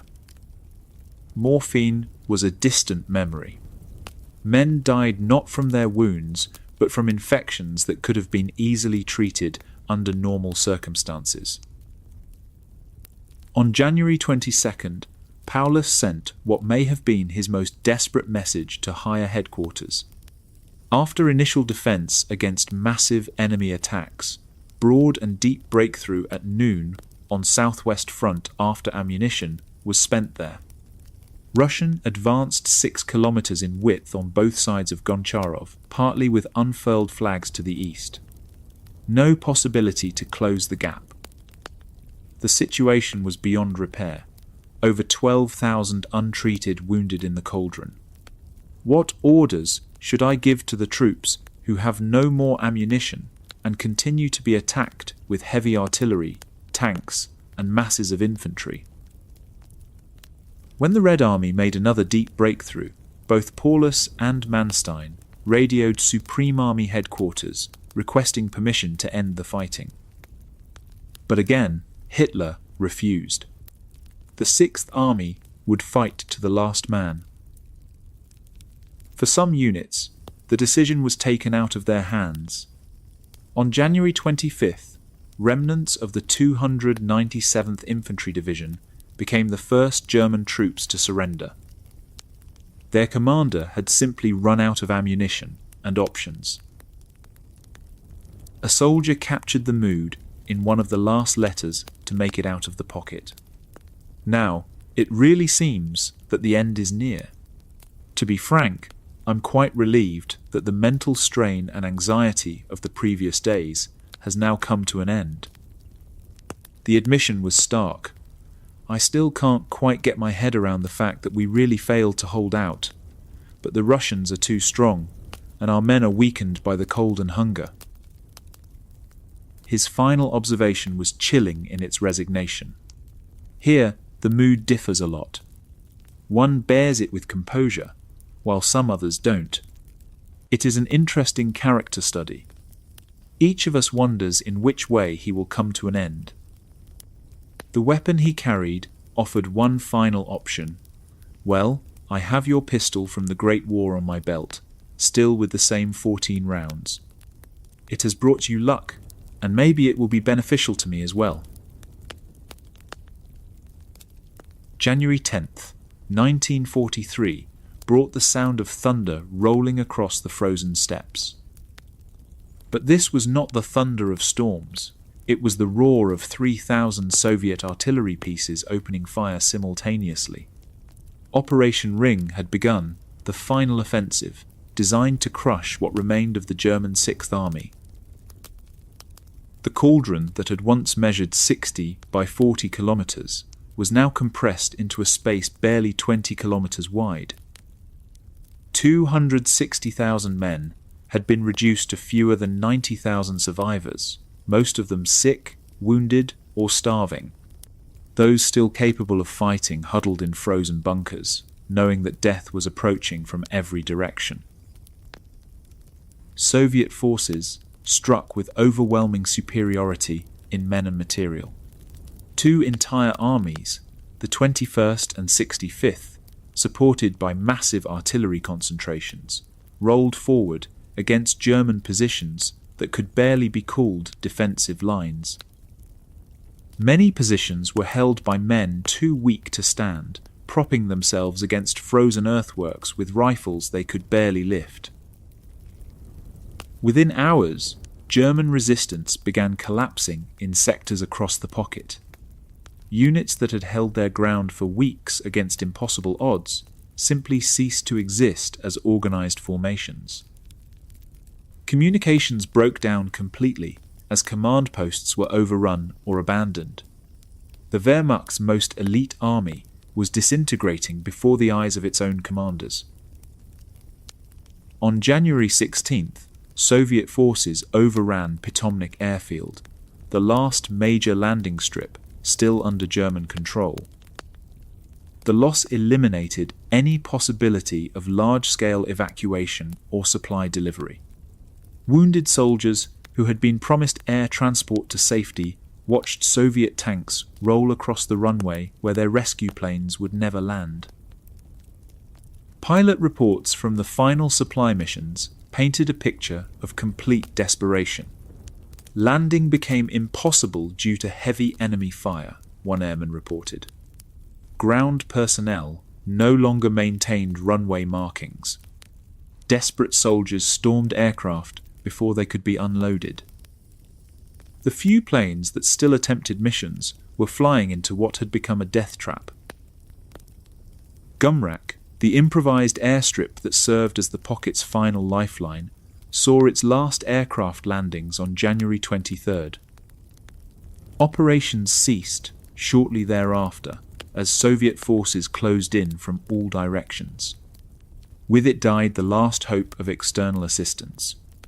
Surrounded German forces now faced complete isolation in temperatures that regularly dropped below -30 degrees. Letters written during these final weeks reflect a profound transformation in the soldiers' understanding of their fate. Gone were the appeals for packages from home or requests for warm clothing. Instead, men wrote farewell messages with the calm resignation of those who had accepted death.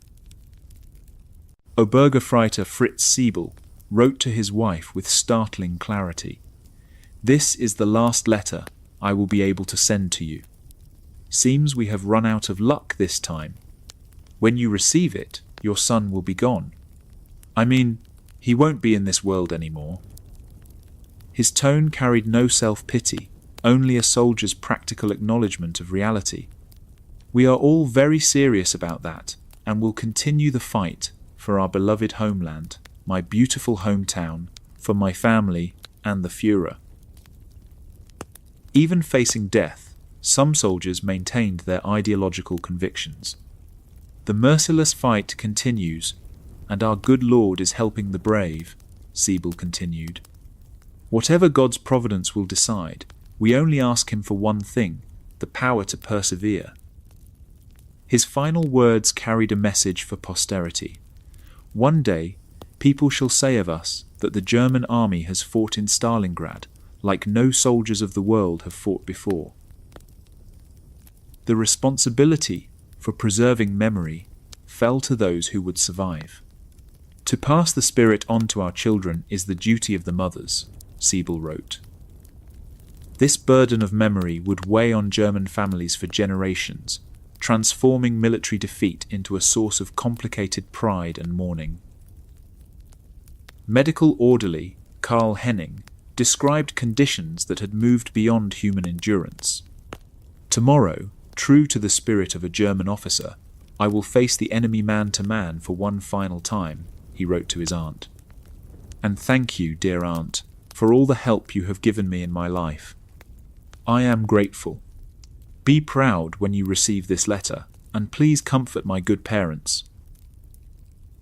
Henning's letter captured the intersection of personal grief and military honour that defined these final communications. Soldiers were not just dying for their country, they were dying for specific people, specific places, specific memories that would outlive them. Their deaths carried weight precisely because they were choosing to die rather than surrender. But not all soldiers shared this resolve. Anonymous diary entries reveal growing numbers of men who had reached the limits of human endurance. "Cannot go on much longer," wrote one. "Hans shot himself yesterday with service pistol. Can understand why." Quote, "Such entries were carefully excluded from official records and soldiers' letters home, creating a sanitized version of events that concealed the full psychological toll.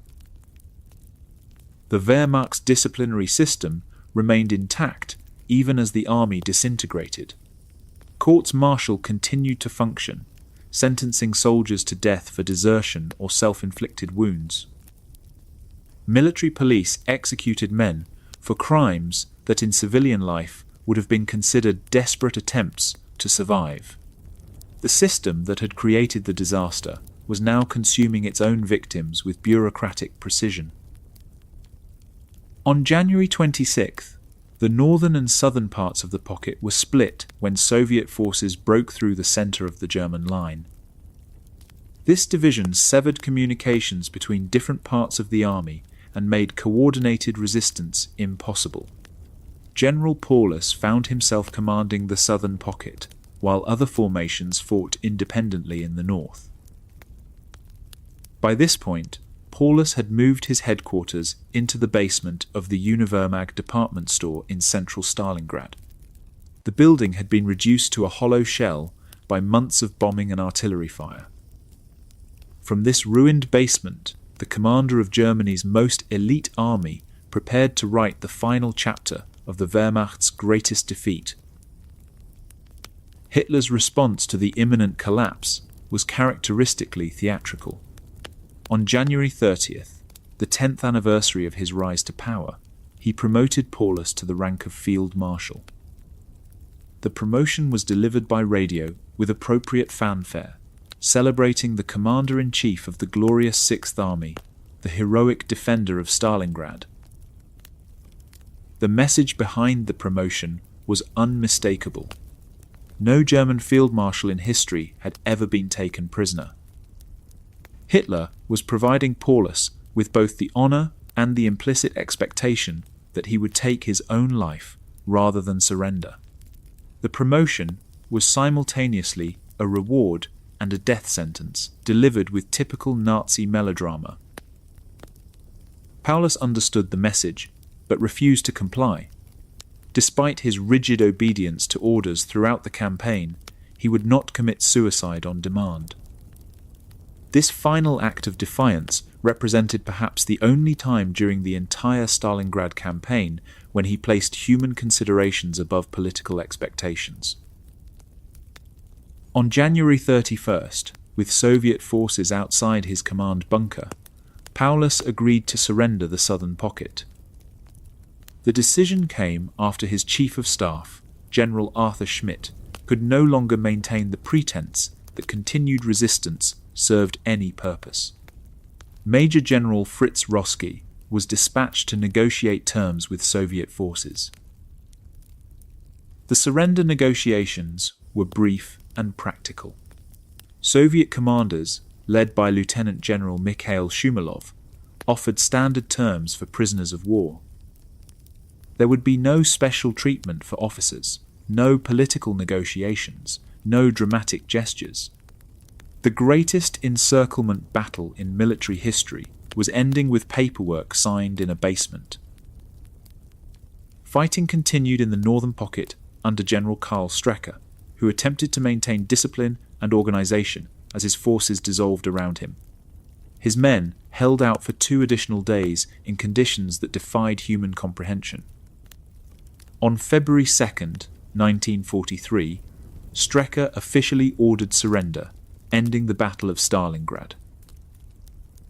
Paulus himself was captured in his bunker, still wearing the field marshal's insignia that Hitler had bestowed upon him days before. Soviet photographers documented the moment, creating images that would become symbols of German defeat. The man who had led the assault on Stalingrad was now a prisoner in the city he had tried to conquer. The German public had been carefully shielded from the reality of the disaster. Propaganda Minister Joseph Goebbels had maintained the fiction that Stalingrad remained in German hands and that the Sixth Army was conducting a heroic defense. Radio broadcasts continued to feature fictional reports from the city, complete with sound effects of battle and stirring musical accompaniment. On February 3rd, the Supreme Military Command of Nazi Germany finally issued a special announcement informing the German public of the Sixth Army's fate. The carefully worded statement avoided mentioning surrender or capture, instead speaking of a heroic fight to the last breath. Even in defeat, the Nazi propaganda machine worked to transform military disaster into ideological victory. The announcement described how German soldiers had fought according to the highest tradition of German fighting valor and had conducted themselves as examples to the present and future generations. It spoke of their unconquerable will and their devotion unto death. The reality that over 100,000 soldiers had been taken prisoner was carefully omitted from the official narrative.